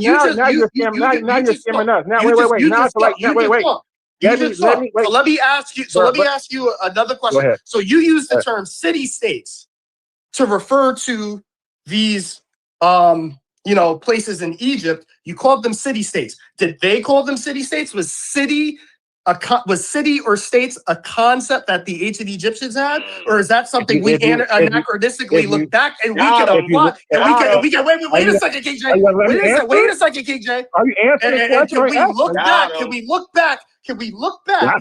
And can we look back? Do scholars and historians look back and say these amalgamations of people? Right, we can call these things cities and states, right? Or is that a terminology that the ancient Egyptians use? Okay, so if you listen to what I said, the word that I actually used at first was sapat, I use the word city state because No, you I know didn't. that you're not. No, you Brother, didn't. can You I said speak? city Can I state. speak? You said Can I You speak, know you brother? recorded, Brother, right? You're recorded. All brother, this can I? conversation This is is recorded. recorded. You Can said I city speak, state. brother? You were able to. I'm gonna mute out because I Go was ahead. able to. I muted out and let you speak, brother. I just want my 30 seconds to respond to the question. But Right? you lied. I use so bottom line with if I used the pot, you wouldn't have understood it. I used the word that you understood. We Right? know But what a you supply just is, said So King you want me? J. Wait. Like you Question. stop. You asking me? Are you asking me? Are you asking me a question or not? Yo, So do No, you but but want you me to? lying. Wait. Are you answering me a but question? King Do you J, speak Metanetter? King J, but King J, you So if gotta I was stop to with speak the to, con- so if you I was gotta to speak stop. to you in Meta, brother, can I answer the question without No, being but cut off? King J, you gotta Oh, stop with the it makes it seem like condescension we're though. arguing, brother. I just want to whatever. If you don't like my response, let me get it out though. No, I'm Let saying him get though, it. Let him get it out. all I'm saying I'm though Let is him saying keep just is let digging no, this yeah, scope a just hole. let me get it out. Thank you. You asked the no, question. So no, King whether J, I but I'm use the saying pot though, or city is state, is, I use the is the word that. Well, I can't condescension. even answer the question, brother. Damn, don't I ask just me want a to get question this if I one can't thing answer out. it. Is Damn, the don't ask me the condescension question if I can't answer it, brother. no? Please. Is the condescension necessary though? Like you keep being condescending. I don't get that Yeah, part. because I keep being cut off. That's why. You could bear with me if you were being cut off in a manner that I was. You might be a little condescending yourself. So I don't care to be here. But if that's the point, I'm just working and talking my shit. But if you're gonna ask me a question, let me answer. So whether I use a pot or a city state, I use the word that you understand because you don't speak Metanetter. I could have had the whole Right. conversation. Hold on, brother. Because I So could have that's had the why whole we use conversation. I could have had Africa the and whole black. conversation. Hold on, brother. Damn. Because I could have had the whole conversation in Metanetter and you wouldn't have understood it. So what would have been the Do it. point? Do it So then. I You so spoke to smart. so I Had a spoke to you in conversation words in of English. Marietta. I want Hold to on, hear it. brother. Hold on, You brother. so fucking Because smart. I spoke. I want Hey, you to no, Hold have a on, brother. Jay, conversation we in don't want you. Marietta. Some Hold on, metadata. brother. You threw the gauntlet out there. We not trying to Oh, hear. my God. We Oh, want to hear yeah. real shit. Here we go. Here we go. Funny. Here we go. Silly shit. Kick You that want to, Metanetra. here we Let's go. Here go. we go with the silly. Here we go with the silly Everybody shit. agree.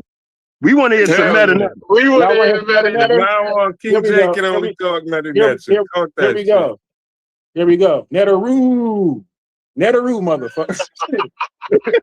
There we go. That's your metadata for the day. Lesson one. But stop There playing with you me. go. There you Stop go. playing with me. But why is black different from city state? Aren't we just using black to understand because that's how we understand and we relate same way as city states? What's the difference? No, the difference is this, brother. You asking a serious question. I'm gonna give you a serious response to, brother. That city state support, right? It's not anachronistic because the support is literally something that existed. It wouldn't be anachronistic because whether we say city state or support, it's referring. But oh my brother, you gonna answer? Let me answer the question or not? There is something that literally existed that represents that term.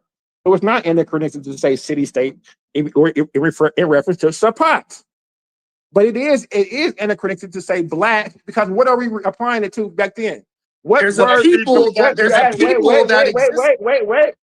What word black today are we using to apply it to that they used back then? What's the word? You said there, okay, for city state, you said there was something that existed that we can call a city Support. state. I'm saying Support. there's something that Support. existed called sub-Saharan Black. West Africans that we could call black. We're calling the That's people racist as that hell. Are existed you right, brother? And black. that's racist as hell. And how are you on this panel saying that and they ain't checking you for that shit? You're saying black is synonymous with sub-Saharan is the same racist shit that I'm Sam. saying Hold on, I'm brother. saying the Hold on, sub-Saharans brother. in Stop. Let question. me cut. Not gonna cut your ass to death. You saying that black is synonymous with sub-Saharan is the same racist bullshit that Sam Morton used when he talked about cranial matrix and the skull size. When he talked about your nasal whip. Don't When he talked fall about for it. all In those most things. I know, conversations, Fetty. man, Let him Hold finish. on, brother. Let him finish, Fetty. Let him finish. Let him All finish. those tropical limb even proportions is what experts made in modern you times. sub-Saharan. Let him intellectually masturbate because that's all he's trying to do. Anyways, You no, sounded that's a crazy. red. It's a You're red not, brother. herring. That's It's a red. scientific racism. How are It's a y'all having red this conversation, herring. brother?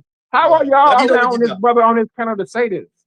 Cause he's that dude. Truest one of the trillers on here, man. Well, he getting beat to death because there's no way that you can say that Not sub-Saharan is really. synonymous with black. And if anybody ponder Not that, really. You out on your ponder that, feet right now. ponder that. You, King I J, want you're to out. ponder how sub-Saharan and DJ, black are synonymous, and you're tell out. me how that You're ain't the out. most racist shit I've Yeah, ever yeah. heard. No, The problem is you're hearing things because I never said that they were synonymous. I said that there is a people that existed in West Sub-Saharan Africa that we can call black because you said there was something that existed that we could call a city-state. I'm saying in our instance, there's also something that existed that we're calling black, and it's the people Sub-Saharan that Africans, right? that listed. Right? It's the people that we're talking about that lived and reside in Western Sub-Saharan Yeah, Africa. I don't know why that's like you can clearly understand that the proxies that they were because the using word for that we're black in using, certain black, today is a populations. closer let Freddie You go. just concept than overthinking it, bro. doesn't You exist in overthinking times it, of my nigga. antiquity. DJ, let other people talk, brother. Let Freddie say what he was saying. You cut him off. Oh no, you good, you good. I mean, I feel you, bro. If you want to be that semantic, I feel you. But in these convos, we can clearly use like references and certain population groups to clearly understand like what groups that we're talking about who's black and Right. So it's not, real quick, and it for the people on the panel who don't have an issue with using the term black to describe people, right? I want y'all opinion, especially yours, Chef. I put a picture in the chat, in the general chat, of Imhotep's mother. That's art. That's art. That's art. That's art. Hold on. I didn't even get my question out. Hold on, King J. This is for the remember, King J, you got to sit this one out because you don't believe in that rubric. This is for the people who are okay with using black to describe people, right? So, Fetty, let me get the question out. And it's just a yes or no question. Based on the artwork that I just put in the general chat, which is supposed to be or is of Imhotep's mother, is it fair for me to say that artwork depicts a black woman? That's a Haitian. Thank you. That motherfucker look Haitian. Stop, I say. Yeah, look black to me. That black is anachronistic, is petty as hell to me. Super petty. Yeah, I know a Haitian when I see one. But hey, Chef, Yeah. me and Fetty actually agree on Kieda, right? He doesn't like using the terminology, but it's clear that he rides for the blackology side, because if you're gonna take DNA from them 18 dynasty people and run it and say, according to the database, they're 90% 90%, 93% sub-Saharan African. You're saying that they're black. I don't care what you try, terminology, and you know what I'm saying. So yeah, Kata definitely on the side of the good guy. For sure. I just think he played too many games. I don't use him for or against my argument. I'd rather, you know what I mean? That's like almost using They play too much. You dig what I'm saying? It depends on what crowd Keita is around. You dig what I'm saying? I seen him make two young black brothers look crazy in a room full of white people. You feel me? And that shit was wrong. I ain't fuck with him ever since I seen that. You dig what I'm saying? That video. I'm like, yo, why would you, you know what I mean? You know what them young brothers was asking you. You feel me? Like, why would you even do that to them? Like, you can say no, or you didn't. I couldn't fuck with him after that. Reggie and them kept showing that. I think Unc and them was showing the video. Somebody can find it. He was doing a lecture somewhere, and at the end they was doing a Q&A, and two brothers got up and asked him about the Egyptians being black, and he talking about, I don't understand that type of wording and all this. It was crazy. You know what I mean? Y'all remember that shit? Seeing it, I didn't like it either. Yeah, that was disgusting. So I ain't gonna use him for or against, because there's no telling what the fuck he'll say. But to me, Chef, is like that's just some academic high side, you know.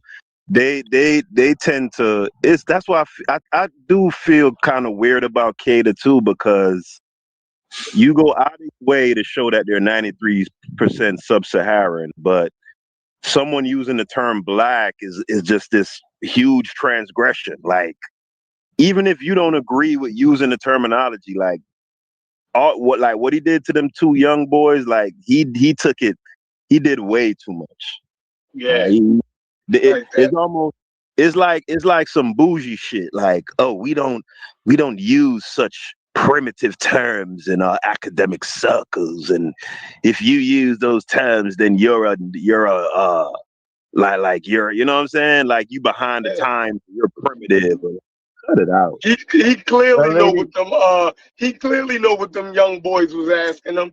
And the only reason they were at his fucking conference is because of the shit that he say. You dig what I'm saying? So they was coming there, on some Baba shit. Like, yo, you kick that shit, that, you know what I mean? And you gonna do them like that after they done sat through that bullshit you was talking, man? You crazy. Crazy. That lady, Clara Cooney, didn't have a problem calling them black. She said black like in the plantations in the South. And then she said the one drop rule, and Ankara ran with that. They was like, see, they only had one drop of black blood. I was like, wow, these boys are wild, yo. But she made it clear. She was like, yeah, they black. Like, we consider black in America. And that just doesn't matter at all. This is wild to me. And she actually said, like, if you go to the plantation in the South, don't get no blacker than that. Yeah, but Europeans, their scale of who's black and white is nuts, because they are purist when it comes to themselves, right? So, they sometimes think that if you have any level of mixture, then you're not white. You feel me? Well, bro, you go in that black category. On the plantation in the South, bro. She was like, if you go to the plantation in the South, and black people, yeah, they was black like that. And then she dropped in the one drop rule, and that's what they ran with. Like, she didn't just say, if you go to the plantation in the South, that's what they look like, black people, black Americans. Yeah, but see, she was playing. Like I said, her and Kieda and all them, they play too many games to me. You feel me? They play too many. I wouldn't take what about Futo Kennedy, Chef? You familiar with Rebecca Futo Kennedy? Yeah, she's a nut too. You feel me? So she's playing too. That's the little fat white lady. Right? Yeah, but I don't think she's old. Yeah, that little fat white lady crazy. Yeah, she is a little porkster. So anybody who don't see it how you see it, they playing. Yo, Askel, I still have a question. I still have a question video. For you. It's off topic, but I still have a question for you, Brother Haskell. Maybe we can discuss it today. Go ahead. We ain't talking about shit no way. Because there's plenty of people on here who don't even want to talk about no Egypt. So go ahead, bro. Well, thank you. The other day you had mentioned something to the effect of Germanics in particular, as far as white people are concerned. Germanics. You said they have this thing where they have evil as a virtue. You remember saying that? Right. What do you attribute that to, this idea or this philosophy of evil being a virtue? What do you attribute that to as far as the Germanics are concerned? All right. So I subscribe to what Bill, can't remember his name, the Iceman Inheritance. So he theorizes that it's due to the environment that they grew up in. Because Bradley? Michael, is that his name? Michael Bradley? Yeah. I got the book right here too. I just can't remember his name. But yeah, his theory is that due to how scarce resources were in that part of the world, like nothing would grow there. Combined with how cold it was, things like that. It forced people to be in a constant state of having to, scrap for food and to survive, and that's where it basically developed. That was the gestation for that attitude of using deception and lying and that sort of stuff. Pascal, became, are you giving both sides of the story? Because it seems like it's the extremities on one end to the other. Either it's going to be extreme cold and also extreme heat, right? That can produce those same conditions, correct? Not just extreme cold, but actually extreme heat as well, correct? So extreme heat can be people are evil as well, correct? People who live in hot deserts or black people as well, right? No. No. But remember also, it's only the cold, extreme cold, not the extreme heat, correct? well, the extreme cold plays into the other part of what I mentioned, which was the scarcity of resources. Yeah, the right? desert it had a scarcity of resources too. Extreme heat in the desert, there's no resources. So that's my point. Is that where are you seeing the evilness comes from? The extremity or the lack of resources, the extremity of the temperature, or the lack of resources, and then how are you tying that to skin color? Go. Well, I never made a tie into skin color, right? Remember the question he Germanic. asked Well, you me. said let's don't play the games, but you said Germanic, right? So let's not play. We ain't been saying you don't think German people are white, right? It would They're be white, right? Or are German people black? Are German people black? It's not white. No, remember, They're white is white? anachronistic. Remember you said that? Well, So we're we're talking sticking about German people nowadays, right? They're German, right? So no. how's that anachronistic, brother? Let's don't play the games, brother. You We're talking gotta about slow now. down. No, I'm playing the game how you played. You told us not You're not to even use. making sense. I'm talking about in times of antiquity, brother. 2,000 years ago. You talking about 50 years ago? Yeah. So last week. You talking about last week? Are German people alive today, right now? Are there German people alive right now? Yeah. So how's it anachronistic, brother? Like, stop playing a silly game. You gotta slow down. Slow down a little bit, right? So a lot of what I base my opinions on as far as the Germanic people is based on the writings by people like Julius Caesar and Tacitus, right? Tacitus, I believe he wrote his book in like 9 CE, if I'm not mistaken, or maybe a little bit later. That was like 2,000 years ago. And it was actually the Romans coined the term Germania, right? Talking about the peoples that live between the Danube and the Rhine, right? So when I speak about Germanic peoples, no, it's not necessarily tied into skin color. Is that fair on my part? King J, am I playing the game fair or am I dancing? Well, I didn't hear what your last one. I was working, brother. I stepped away from my phone. But I wanted the brother Haskell to answer the question in regards to the extremities and the temperatures and how he's applying it, because you got straw man it all over the place. The point of bringing up Germanic people was because they're white people, right? So let's don't play the game. Let's stick to that point. Let's go back to that and go back to the extremities and how the cold environment make white people evil. Go. Well, so my brother asked me about Germanic people because I brought it up in a conversation, and I theorized that the reason why things like lying, stealing, manipulating became virtues in that culture. That isn't to say that in other environments that those things don't exist, but they were mostly episodic in other areas. Whereas in that particular area of the world, it became a symbol of virtue to be able to connive and deceive and trick people, right? So I then go on to further theory. He asked me, where do I believe that comes from? Like, how did that come to be the predominant culture of those group of people from that area of the world? And I started to give a shorthand answer about things like scarcity of resources, the extreme cold. There's other things that go into that also, but those are the first two things that come to mind. I can rock with that. But could you sum it up and just say that extreme environments can lead to because even in Egyptian culture, when we talk about Set and him being synonymous with the desert and chaos, right? So it doesn't matter where you're at. It just seems to be extremities can cause those type of environments for anybody, whether you're German, whether you're African, whether it doesn't have. I don't think it has a skin color to do with it or anything. It just a lack of resources brings out the worst in everybody. Or Nah, is it DNA related? I could get jiggy with that. You know, it's just like when Michael Bradley writes his book, we're all trying to put together a theory as to. So I don't think it could be denied that in terms of persistency, in terms of lethality, in terms of just a wholesale disregard for any sort of wartime convention or anything like that, no one comes close to this particular group. Chef always give me pushback on that when he says that the numbers that they were responsible for killing and wiping out is chiefly due to their superior technology, right?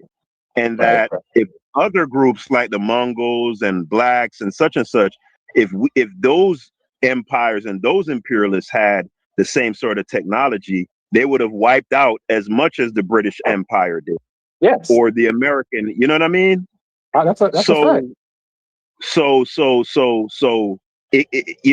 in terms of the why, there's disagreement, but in terms of the raw numbers, like wiping out entire groups of, like, nobody could match these niggas, dog. It ain't close.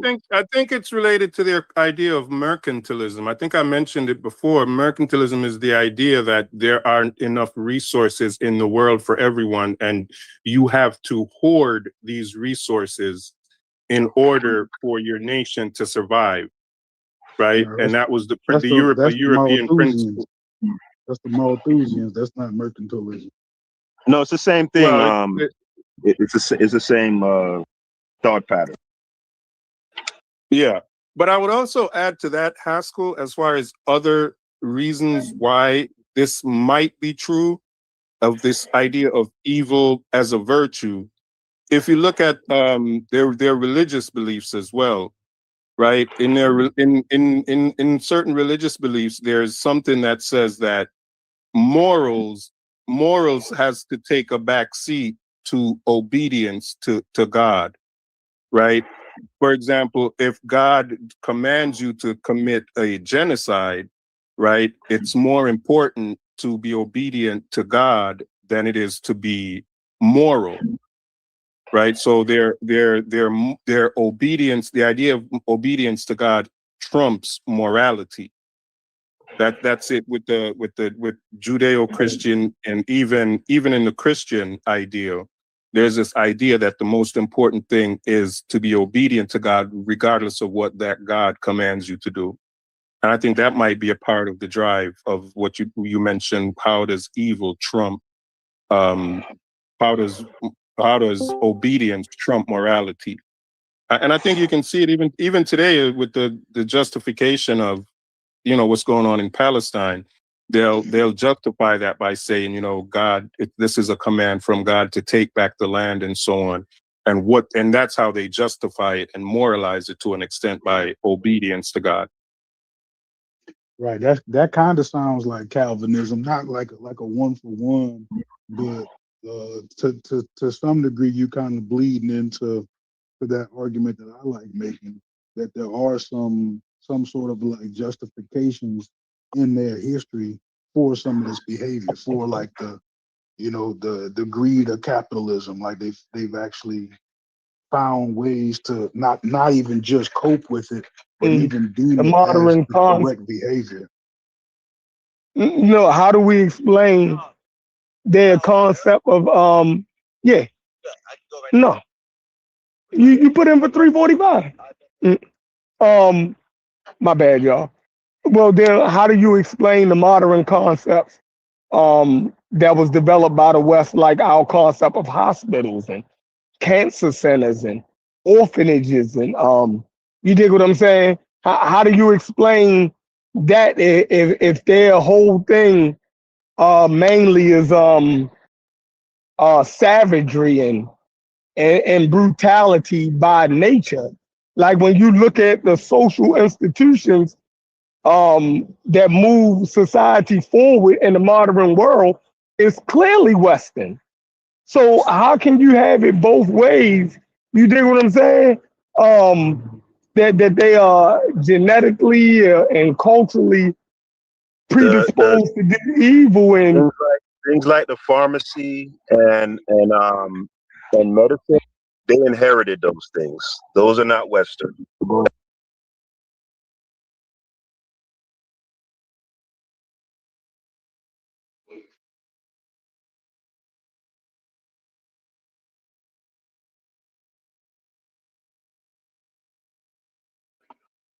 You saying that they inherited the ideas of modern medicine? Is that what you kind of going at? Is it that even that could be seen as like them kind of taking it from somewhere else? Yeah, no, they inherited the concepts of science, medicine, mathematics, all of that. Insofar as Germanic descended peoples, they inherited that. They inherited that. If it's not from the Romans or the Greeks, they inherited it from the so medieval the period. Romans and Greeks not Europeans? So the Romans and the Greeks are not Europeans? Yeah, but I said Germanic though. Germanic people. Because you use the term you use the term Western, right? Right. And as far as I know, Western is pretty much synonymous. No. I guess you're using it broadly as white. No, And you count the Greeks and the Romans as well. Western society is Greco-Roman. You dig what I'm saying? That's where they get the their foundational concepts, or they claim their foundational concepts of Western, and what Western is comes out of the Greco-Roman world. They believe that's like their Right. genesis. True, absolutely. Well, But what did the Greeks and Romans say about them? Did they claim them? Nope. They call them barbarians. Not only did they call them barbarians, because they call other people's barbarian too, because they didn't speak Greek or whatever, but they went beyond that, right? How Tacitus talks about them, the way how Julius Caesar talks about them, they look at them as animals, bro. So what Western society has done is they've rewritten history and kind of they've imposed themselves upon Greece and Rome, but Greece and Rome did not fuck with them.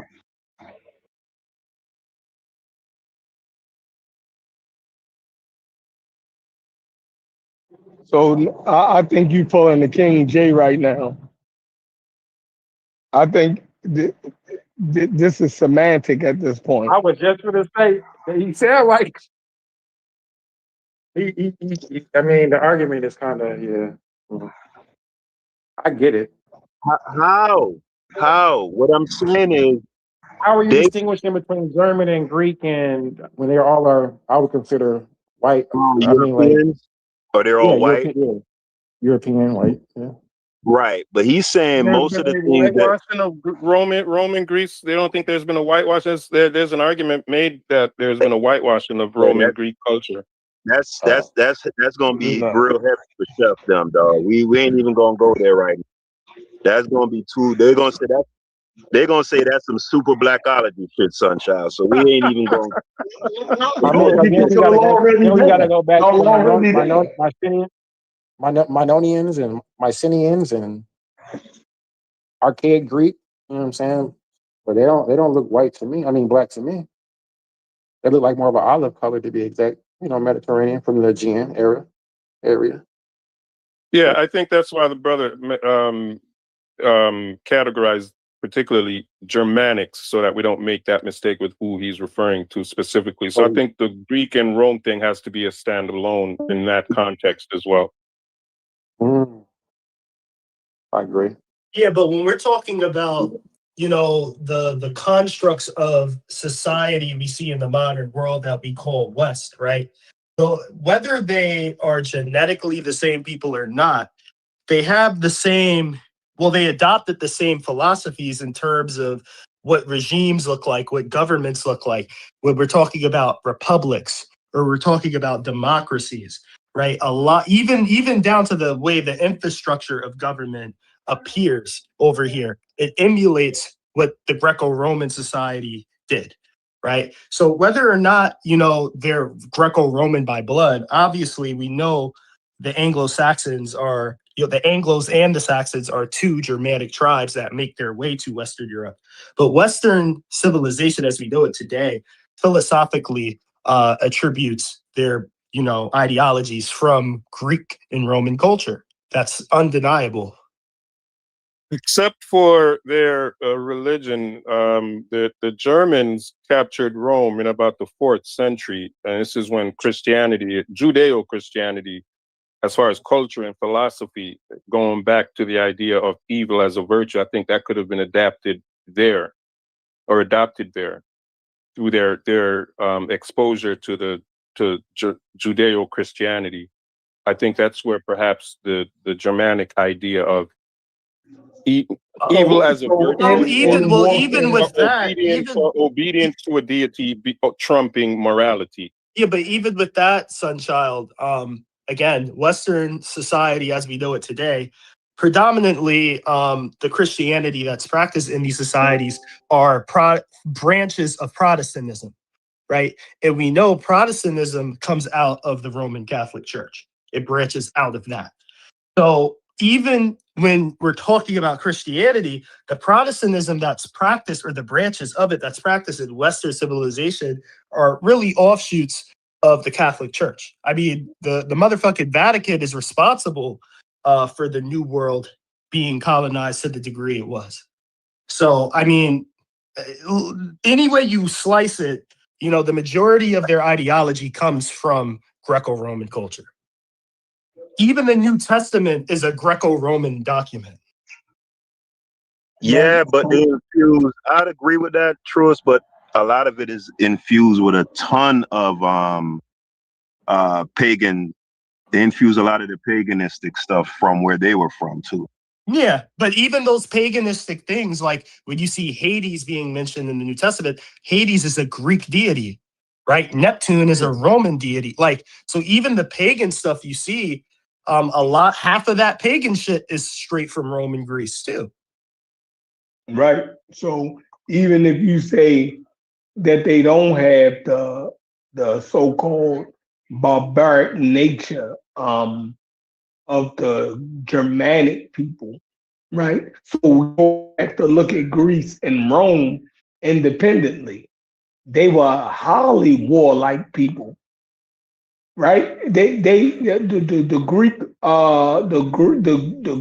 Greeks conquered all the way from Greece to modern Afghanistan, right? They didn't show no partiality like they were better than what we call so-called Germanic people. They were typical white people. They were just more sophisticated.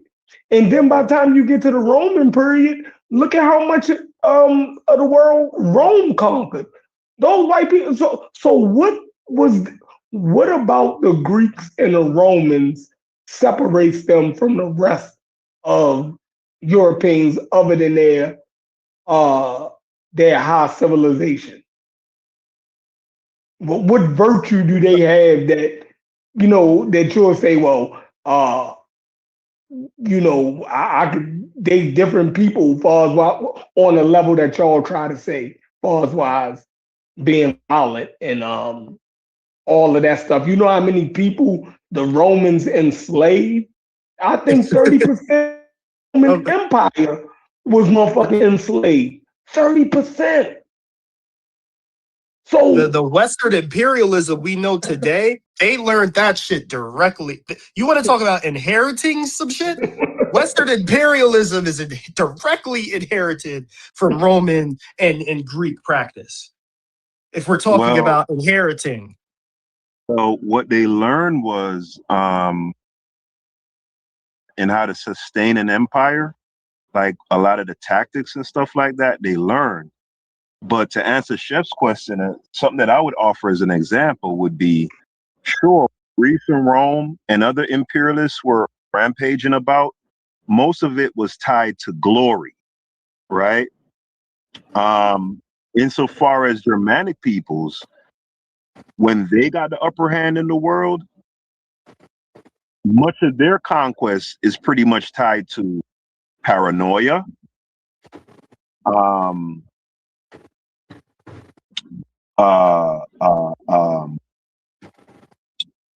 paranoia, this desire to fulfill this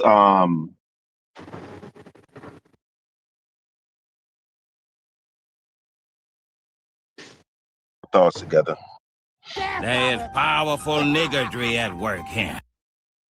Well, also we Germanic have to also acknowledge when we're talking about the West doesn't just stop at Great Britain, right? The West also includes all of the Latin countries or the Latin speaking countries like France, Portugal, Spain, Italy, right? All of those Latin derivative countries and Latin derivative speaking countries, they also include the West, and they directly inherited the practice and brutality and behavior of the Latin civilization they all descended from, right? That they had a continuation of what Rome was already doing, and what they were actually trying to do is they were a bunch of spoiled children who was trying to figure out who's going to be the next Rome. Right. That's all Spain, Italy, France, and Portugal did when it came to the battles they had. And England. And England as well. And France, too. And France, yes. right? Yeah. But whenever we talk about the West, we tend to only focus on Great Britain, and we leave out all the Latin derivative nations. No, I think one thing they all have in common, brother, is this papal bull that authorized the conquest of other nations, the taking of the resources from a religious perspective, and that's where I'm saying this evil trumped their morality because they considered it obedience to God. So I don't think that this Western conquest would have popped up to the extent that it did without that papal authorization. And that authorization was located where? In the Vatican, in the same place it came from whenever Rome adopted Christianity and formally became, a Catholic empire. Authorization, it came from the Roman style of Christianity, Catholicism, right. Directly by the orders of the Vatican. So this is what I say, Truist. Yeah, the Romans, they was just as wicked. They was wicked as hell too, right? But I always say that they was like Avon from The Wire, right? And the Germanics, once they took over, they're like Marlowe. So like, one's a criminal, a murderer, psychopath, all of that, right? But the one that took over, he took that same shit and cranked it up times 100. Now, okay, let's do that. Who are you calling Germanic? Are you calling Great Britain Germanic? Yeah. They would fall if we use it. If we use a linguistic, if we go by linguistics, yeah. So Great Britain would fall in that. France would fall in that. The Visigoths in Spain would fall in that. Linguistically, France would be Latin. Linguistically. If we're talking, I'm just being clear. If you're talking language, French is a Latin derivative language. Spanish is Latin derivative. But they're German. But French genetically they're German. German. Yeah. Yes, genetically they are German. But even my point to say when I even am bringing up Great Britain, I know English is Germanic derivative linguistically, and genetically they're German derivative because they're Anglo-Saxons. But I would argue that the philosophy and the ideology and the behavior is Roman. I argue that Great Britain's behavior displays more Roman behavior than it does Germanic behavior. especially the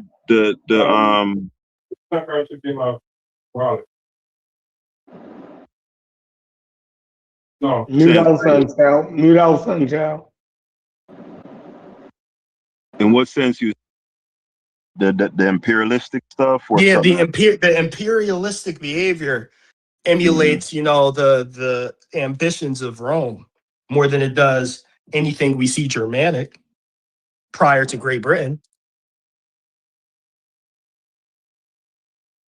They had that behavior going on amongst themselves, right? Wanting to take over groups, and they had all of that going on even before, like they I mean, think about this, Haskell. Every monarch in England tries to claim that they have some blood tie to Rome. No, me and you on the same page as far as that goes. Like even today, even in academics, in every area, they like to tie themselves into Rome. So right? I think they do that because they have the same ambitions as Rome. And even they recognize it. Yeah, but all right. So do you think? I have a question. When the Romans first initially came in contact with them, right? The Romans were pretty much able to subdue them. They were able to defeat them militarily, right? Yeah. But as is Roman practice, they normally don't look to like wipe out or annihilate people. They normally seek to assimilate, right? So what they did is they assimilated these Germanic peoples into the empire, into their ranks. So after successive generations, yes, there was almost a merging then, and those Germanic peoples became assimilated into Roman culture. And you're right, yes, they saw the world from that lens. They saw imperialism and the glory of imperialism as like the highest, virtue that a group of people could aspire to. So I'm with you on that. I'm just saying, in terms of depravity, now Chef will argue that it's due to them, developing ships and developing weapons that could take out a lot of people all at once, right? So he'll attribute it to technology. But whatever you attribute it to, in terms of the lethality, they took that shit up times 100. That can't be disputed. Yeah, but I would argue that, for example, the Spanish, who I don't think the Spanish would be considered Germanic. I would argue their brutality. The Visigoths would be. Remember, they ruled Spain, starting, I believe, in right after the Roman Empire fell, is the Visigoths who took over Spain from Rome, and they are Germanic. But did they become the overwhelming population that, prevailed all the way up into, the conquistadors? Because that was going to be my larger point. I think the brutality we see from a Spain, we see from a Portugal in the New World, and even on the continent of Africa, it matches what England did as well. And right. I wouldn't consider those conquistador types to be Germanic. They're not of the same stock of European as a Benjamin Franklin. I'd have to look that up. In terms of they were the ruling class, most definitely in Spain. Right, and the ruling class would be the ones that are, carrying out the orders for the brutality we're alluding to. You think you have to separate the Romans and the Greeks from the Germanics in the basis of their religious outlook? Christianity is fairly new to Rome and Greece. It's 1st century going up to the 4th century doesn't become really dominant. And I don't think the Romans and the Greeks used their religion as justification for their conquest. They may have done it for other reasons, not to the extent that the Germanics did. Once they got into the Judeo-Christian religion, I think that was their modus operandi for a lot of what they justified. Well, that begs the question. that raises the question I just brought up, Sunchild. Would you consider the conquistadors, the Spanish and Portuguese that find their way into the New World? Would you consider those types Germanic? Because they're the ones that came up with these race codes Cuban talks about all the time. They're the ones that came up with race formally being, introduced as a system in the first place. It was a Portuguese man. And they're the ones that use, the curse of Ham and the Vatican telling them that Africans are meant to be slaves. They're the ones that use that in the doctrine that, the British later, just picked up where they. So that's what are the Spanish and Portuguese Germanic? I wouldn't call them Germanic. Maybe even if they're not, what I'm talking about is the religion. Like you said, the curse of Ham. This is a Judeo-Christian concept, and that's what I think they use to justify. Actually, that's a Hebrew concept. It's like I said, it's Judeo-Christian. So the Hebrew culture is still included. Truist, I'd be willing to bet that the Hernan Cortezes and dumb motherfuckers, the ones who was in charge of shit, I'd be willing to gamble that their lineage is probably chiefly Germanic. Well, what makes me question that, Haskell, is if that be true, right? We know these are the same individuals that was doing all the R wording, right? And when we look at Latinos, right, they don't have Germanic DNA. They have Mediterranean DNA. You see what I'm saying? They have DNA that traces right there to that region. We got plenty of European DNA too. But when I say Mediterranean, I am talking Europe. But I'm talking Spain. I'm talking Portugal. I'm talking, I'm not talking just the Germanic DNA. So if these types that were the conquistadors were Germanic, as I guess we're suggesting, we should see that prevalent in the Hispanic gene pool. It's called Iberian. When you Iberian, look at the DNA, Iberian Peninsula. Iberian. Right. You know what I'm saying? That's Southern Europe. That's Southern Europe. It's actually called Spain. The Iberian Peninsula is Spain. Like, stop playing. So this has nothing to do with German or Germanic anything. Like, I don't get that argument. Y'all making this up. I'm sitting here listening to this, and those Portuguese Jews, those converts, right, that are responsible for the slave trade, have nothing to do with anything Germanic at all. Like, they come out of Morocco. No, but the Visigoths did take over Spain. You agree with that, right, King J? The empire, they didn't assimilate the whole, right? The empire, it's the empire. Yeah. So but the people that carried out, they didn't change the population. The local population didn't change. And that was my point, Haskell. That the people that eventually come over and do all the massacring and brutality of indigenous people in the Caribbean and Central America, we know based off of evidence those people were not Germanic. How do we know that? How many going off of genetics? Yeah, well, genetics would be one contributing factor, but I'm saying also just based off of what we know about how they describe themselves, right? That these conquistadors were not Germanic stock, as a Benjamin Franklin, or as a because even a Benjamin Franklin wrote against the importation of these Europeans from Southern Europe to America. They said you would be blackening the country if you imported more of these Southern Europeans in here. So they drew lines amongst themselves. So I know they're not Germanic.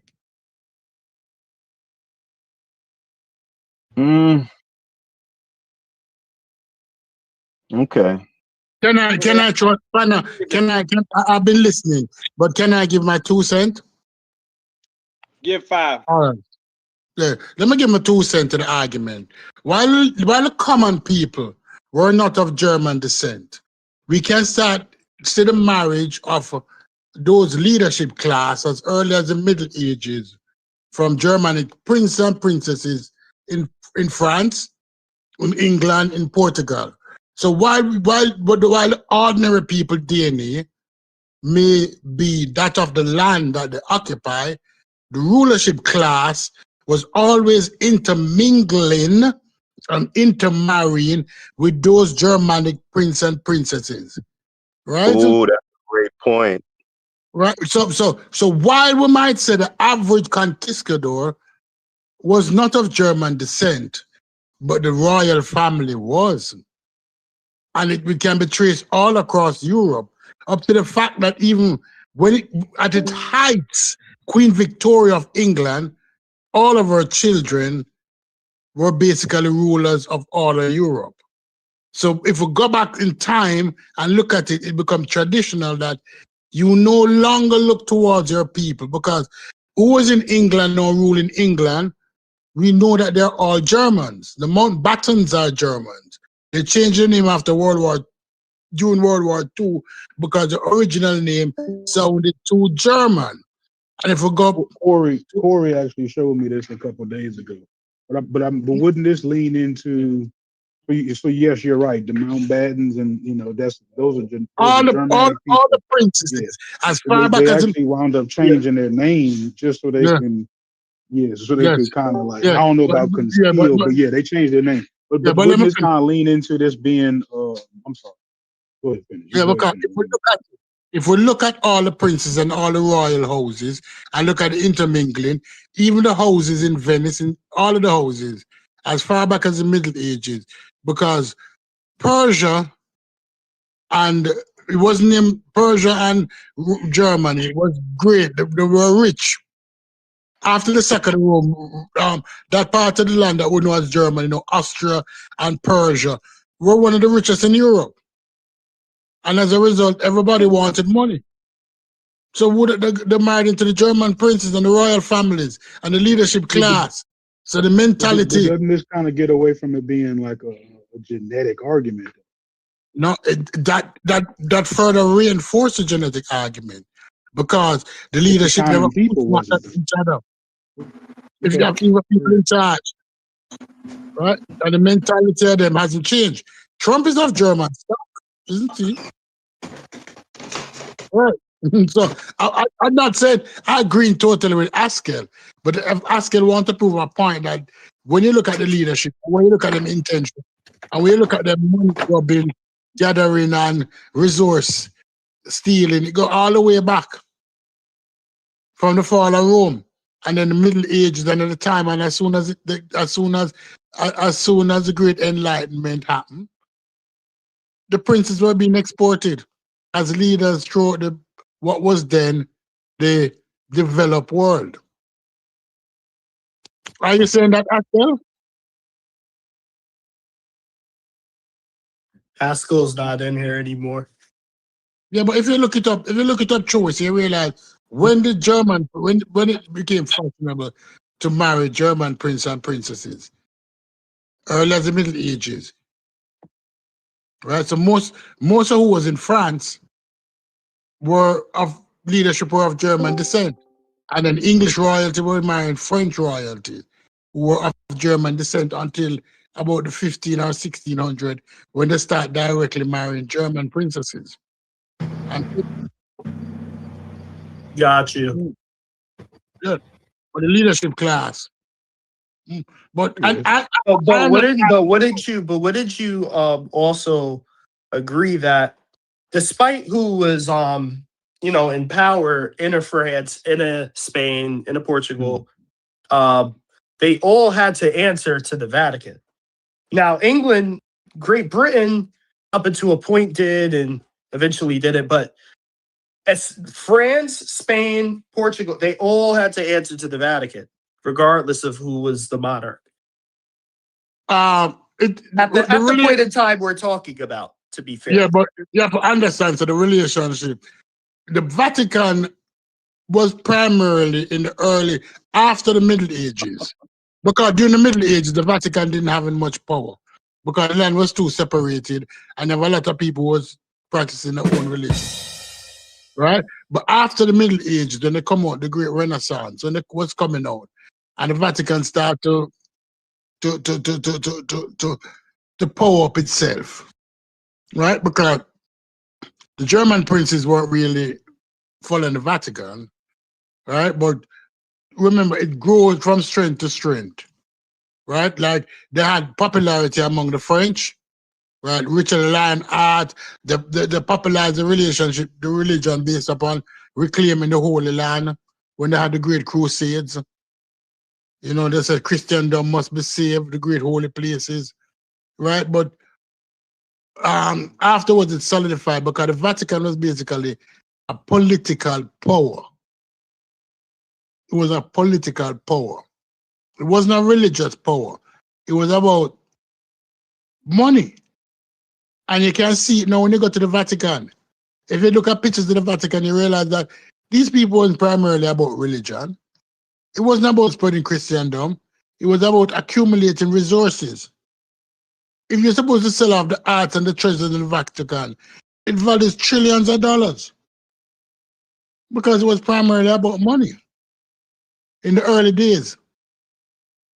The Vatican is the largest landowner in the history of the world, even today, right? Because it's about resources. It wasn't about Jesus Christ got nailed on the cross, but people believe that's about Jesus Christ getting nailed on the cross. No, it was about how can I use and consolidate my power, and I'm going to use religion as a tool. That's what it's about. Right, but wouldn't it be the Catholic Church's idea?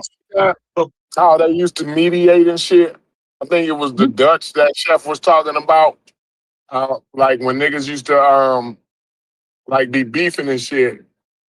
Like the Vatican would come in and be like, yo, you know, y'all tripping. Y'all need to be like we getting money. You know what I'm saying? Yes. Type shit. Yeah, we're getting money. They used to be the great mediator. It wasn't about religion. Exactly. So it wasn't about religion, but who are the people? The Vatican is the Romans. That's what we're saying. It's ultimately the people that regulated all of these fucking nations at the time were directly tied to Rome and located in Rome. Yeah. Rome became the church or the great mediator. Yes, because if you're a mediator, Rome became the mediator, and they use God as justification as why them should be the mediator. And you know, everybody get a cut. The union get a cut, the boss get a cut, everybody get a cut. And them being a mediator allowed them to get a cut, and they got richer, right? When Rome collapsed and England rise, England became the banker. Right? England became the banker. So everybody went to England afterwards to get loans. And when England fall, America became the manufacturer. Right? So, but now America don't want to be the manufacturer anymore. They want to be a middleman. They want to be that person that allow goods to move and traverse throughout the world. Why do you think they build so much ships? To make water, to make trade safe. They want to do what the Dutch was doing and leave manufacturing to the Chinese. I don't want to do that dirty work. If I don't have to do the work, but I get a cut of everything that you're doing, I'm good. But it is what it is, right? The religion became the mediator. The English became the banker. But if I ask the question, where is the location of the Federal Reserve Bank? They have some. Where is the main location? Who's the banker still? It is what it is, right? But Haskell want to say that the Romans, that white people, that Frances Cresswell Wilson did have some credence to what she was saying. I wouldn't totally rule her out 100%.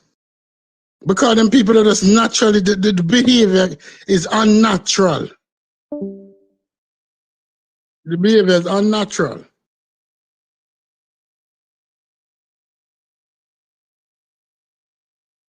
Yeah, that unnatural thing. Yeah, not natural behavior. Nobody should want to be accumulating so much wealth. I say the same thing, Stupies. There's a lot of unnaturalness to it. Now, I'm not gonna go down the Francis Quest Welsing Road or whatever. I ain't mad at whoever if they do, right? There's a lot of justification information. It'd be hard for me to argue with Haskell, right? You know what I mean? But yeah, what I will say is, I look around the world and you do see a lot of these different conquerors, I guess you would say, throughout the history of the world, right? And a lot of them come from different places and shit. But it's, I think the most has been done, at least by those who, first of all, religion. The three monolistic religions have done more death and destruction than anything on that ever crossed this goddamn planet, right? But when I compare like the Arabs and how they swept across kind of like northern Africa and eastern Africa and all of that, you know what I mean? It was pretty brutal. I'm not going to deny any brutality there, or you know what I mean.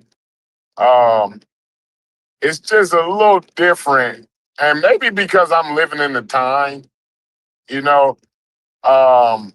It looks like the greed of the Western world is a global disaster.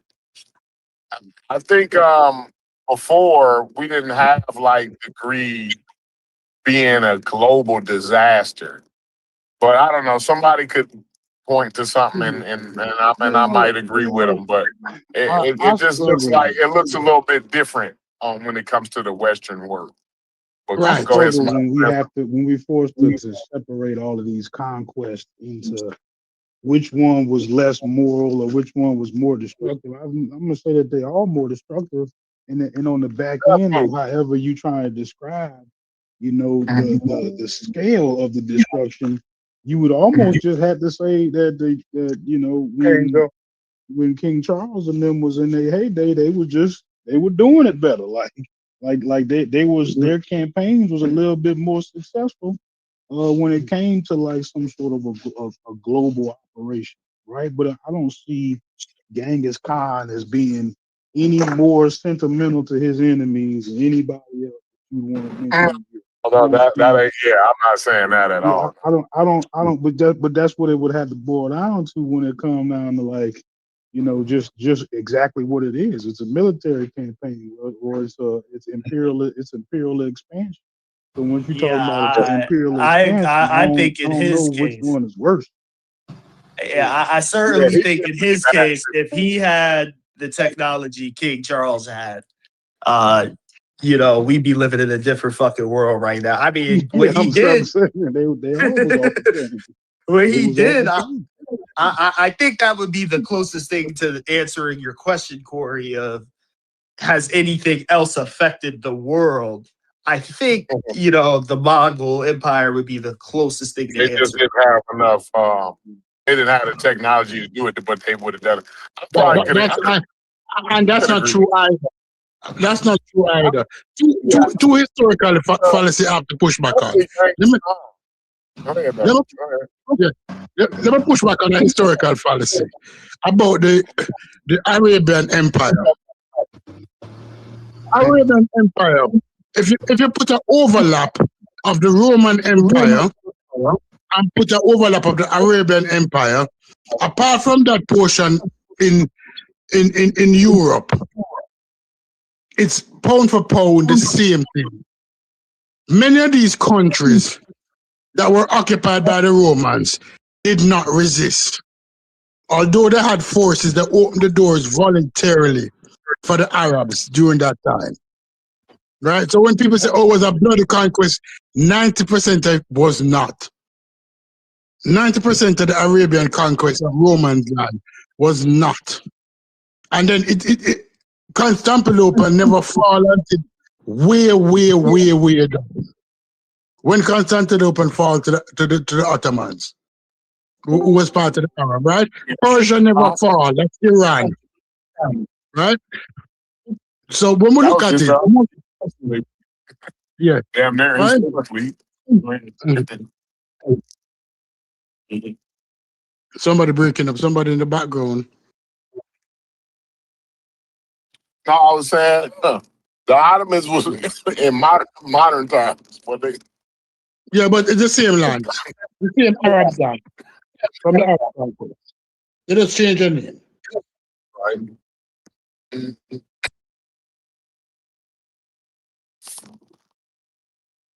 So you saying it was so you saying that it was a more non-violent than Conquest, the Arab Yeah, conquest. he's he's non-violent correct. than than the Roman conquest. Yes. It's not violent as in terms of, you know, they gave people the option to you know, submit or die. And most people, they saw what the situation was. They knew that if they didn't submit, they get obliterated. So yes, in most instances they submitted. Yeah, I guess what? Early Christianity, first century Christianity didn't look any different than first century than first century Islam. Yes. Didn't look any different apart from the prayed 5 times a day. But trust me, it wasn't any different. A lot of people, the women, if you saw a woman first century Christian and a first century Arab, they dress the same. They look the same. Oh yeah, it was all Levant niggas. Obviously, I mean, right. So when people talk about Christianity and Arab, so most people never see them giving up much. Right? Because it never look much different. no. The men dress the same way too. Early Islam and early Christianity, I would imagine it did look pretty similar. Yeah. To this day, praying to Abraham, ain't they? They all saying that Abraham is my daddy. That's what all of them saying. I mean, I don't even see what to fight for. If everybody's saying that Abraham is my daddy, what is y'all fighting over at this point? You know what I mean? And early Judaism look just the same. All 3 of them, the people them dress similar. All of them was because the time that they lived in, they had to dress in layers, in cotton, in layers to prevent dehydration. Right? The technology was similar. Right? Is when Christianity moved now to Christendom, and they realized that it's about power. They had changes. Was a change of doctrine. Early Judaism did not look nothing like the Judaism they're practicing today, you know. Don't let them tell you any foolishness, you know. Don't let the Jew tell you the foolishness.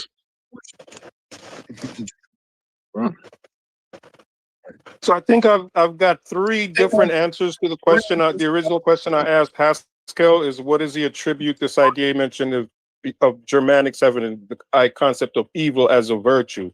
I think I have 3 different answers based on the conversation we've had today. The first one is, if you will, just to be crass about it, a caveman mentality, right, which goes to the environment that they evolved in.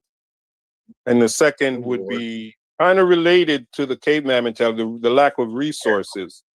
And then the third would be, well, yeah, right. Well, there's that, which applies to all humans, not just Germanics in particular. And then there's the third one, which is their religious their religious culture of, you know, obedience to God, as far as, you know, spreading the gospel by any means possible in order to save the souls of the world, right? So they justify I've been the having evil a lot that better way. luck with the Google AI, because that just gave you the two cradle theories from Diop about 2 times in 3 bullet points. Pretty much. So that's exactly what that gave you.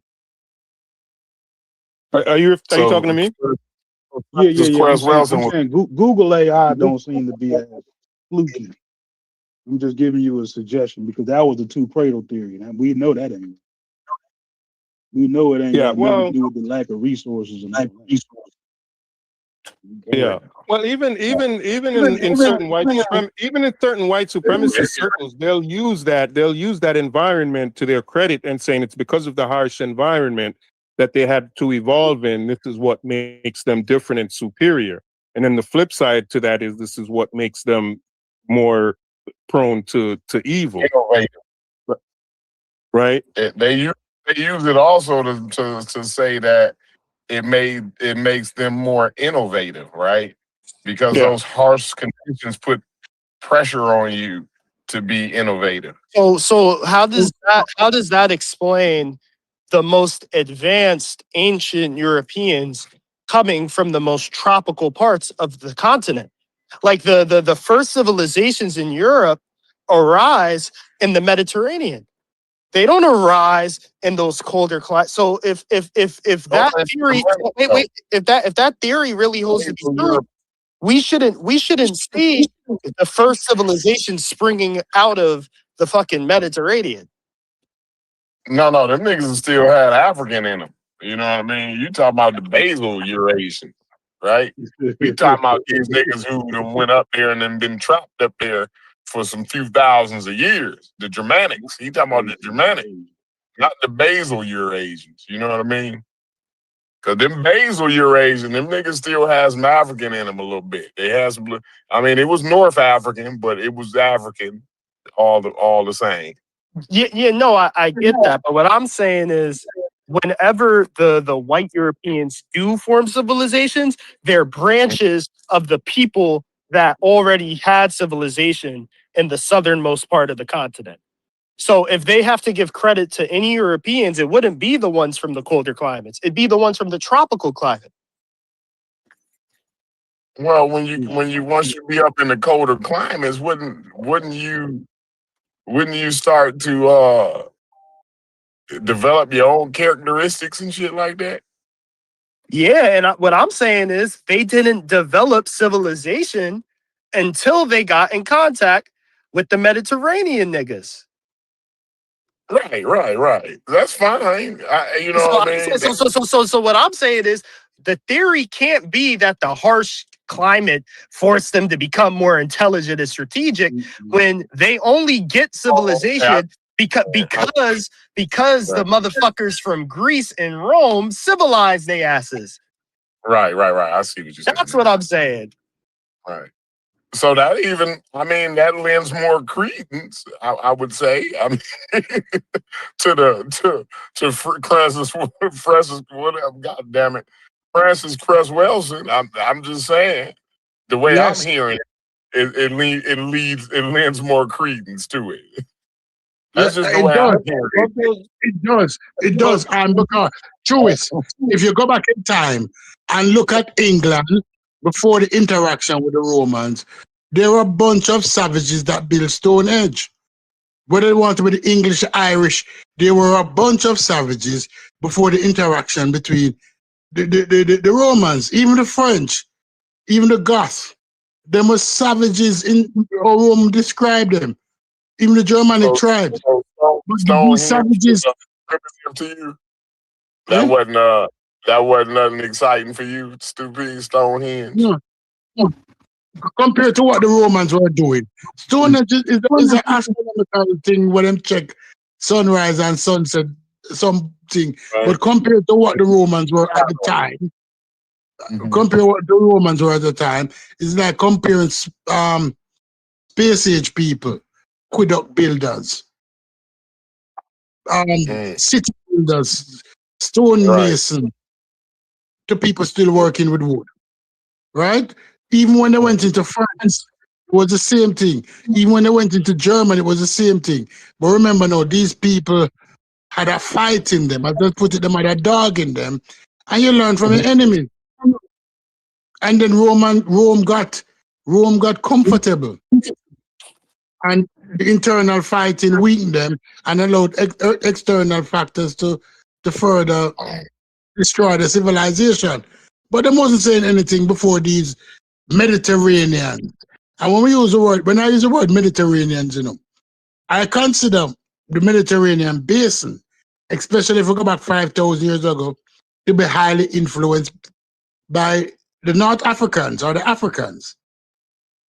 Because the North African and the early Mediterranean shared similar phenotype, even if we look at the skin map.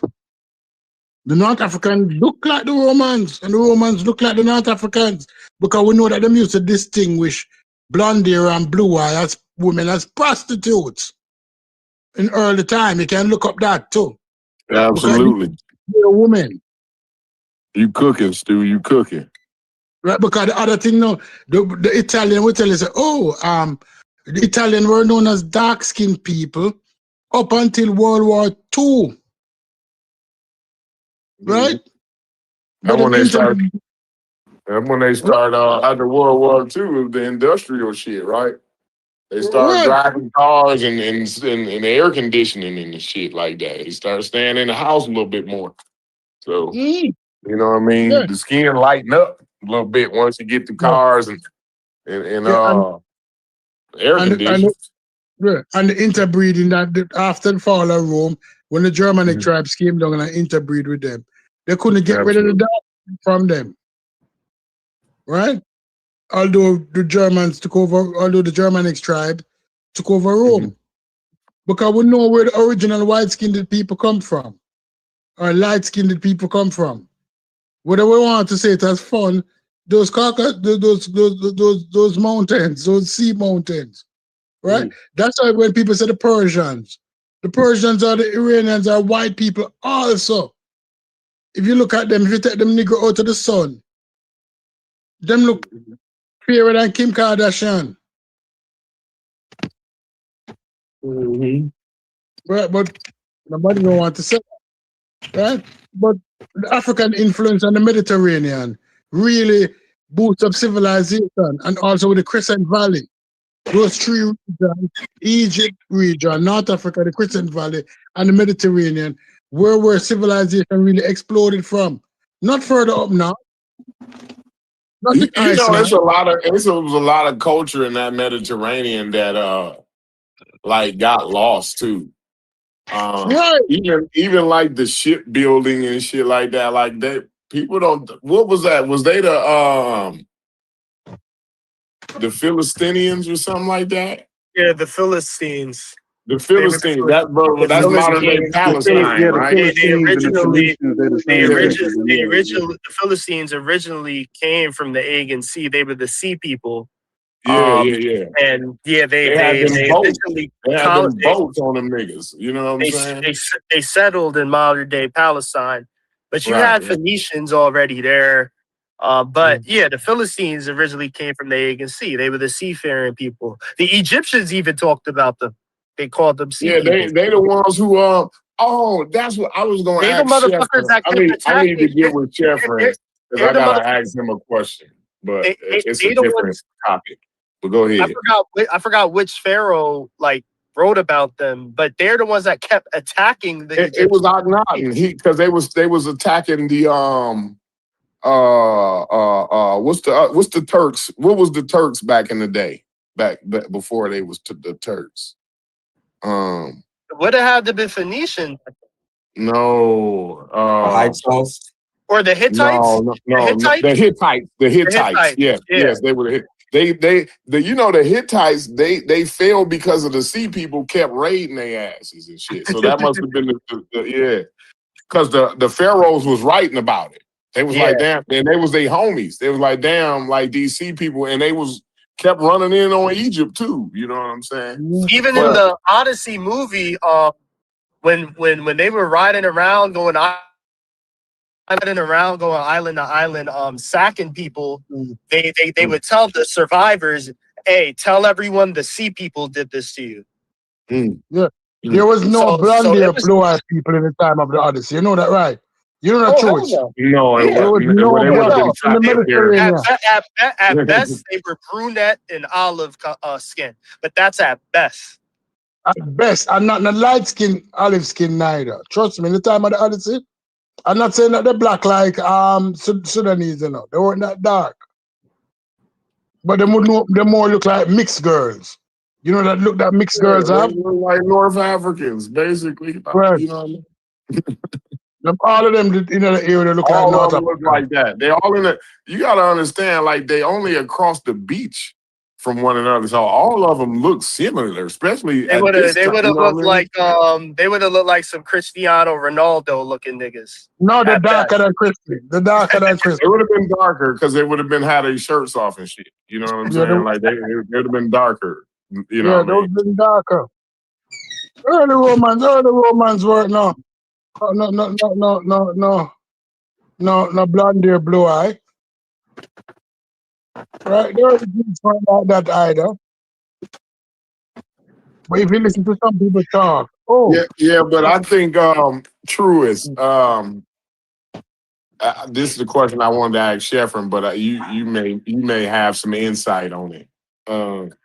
I think that the Hittites was the first like democratic socialist society, bro. What you mean by that? Because like the way they ran their government, like they had like they had union workers, and it was like it was a sort of a hierarchy kind of but so like in Egypt in Egypt you know, like the painter he was only just above like a slave. You know what I'm saying? Like all of the people in there in Egypt that was making all of the like the art and all of that, the stone workers and shit, like they were only a class above like the slaves. You know what I'm saying? And but like for example, you know, I just use one example. I'm not trying to pick on the Egyptians or whatever. You know what I mean? I'm sure a lot of other societies did the same thing, but that's just an example. But in their society, in the Hittite society, right? Like that artist guy would be like kind of just below like a government official type shit. You know what I'm saying? Like the was the same. stone It was the mason. same. I had to wait for you to finish, but yeah, you did get upward mobility from scribes. Like the scribes is definitely considered way above farmers. No, the scribes were, but the Right. stone masons and stuff like that. The stone mason. Yeah, Okay. yeah. Now I kind of took that. I took that as the artisan. Okay. No. So the artwork, the stonework and shit like that, those people were just above slaves. The quarry workers, yes. Yeah, the niggas working in the stone quarry, absolutely. Yeah. So but yeah, you're right. The scribe, he was next to the priest. Like he was just under a priest. You know what I'm saying? Like they worked very closely or whatever. But yeah, it was you couldn't graduate though. Like so, if you in Egypt, bro, like where you was at, that's where you was at. Like it was no really graduate. Now I'm sure somebody can point to some anomaly, but that was not how that worked on the regular basis. You know what I mean? Whereas in the Hittite community, there was upward mobility, right? You could move up in society. And like I said, the workers were more respected. And, you know, they'd had, now I think they had some slavery, but it wasn't like, it wasn't no antebellum slavery or whatever, the way they described it or whatever. But yeah, like so, you know, like I just thought like it was cool because like the workers had like a say in government. So they had like a representative in government, plus they were unionized and shit like that. So, you know, yeah. Yeah, no, that's what I want. I thought that Stefan know a lot about that kind of history, so I just wanted to throw that at him to see what he thought about it. Yeah, I'm not familiar with it. Based off of what you just described, though, like that sounds very democratic. If they truly did have, you know, a lot of voice and say in government as workers. That's a democratic sure. In terms of the economic portion you described, I mean, it sounds like a lot, more regulated and fairer version of capitalism we might even see today. But it's right. But the fact For that that time, it would, right, for that time, I would imagine that's pretty social. You know what I'm saying? it's definitely leaning that way. But if you still have to have upward mobility, it's not socialism. Like, like upward mobility is not a thing in socialism because downward mobility is not a thing in socialism. Like, because if you have the ability to move upward, that also means you have the ability to move downward. And socialism is a society where everyone's needs and importance to society is equal across the board, no matter whether you are that, scribe, or you're that military worker, or you're that poet.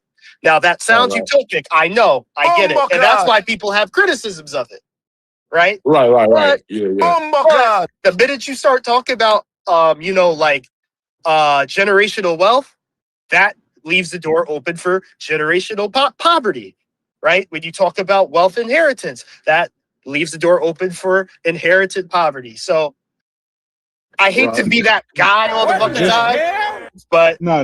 You cool. We Oh you know no. what I'm saying? That's not an issue, but I think that's the big problem with it. And I hope this don't derail what y'all talking about. But No. Go I ahead, don't bro. think nobody's really talking about that socialism. Right. I think people are more talking about the I guess the programs maybe that you would get out of the socialism, not necessarily a completely socialistic economy right. where Just some aspect. the concept prevents you from having upward mobility. I don't think nobody is really Right. thinking to That's put why that I in. say I'm not a socialist. I'm a mix. I want a mixed market, mixed economy, and I want more socialism in our capitalist economy. Right. But I don't want full blown socialism because I understand what it is, and in relation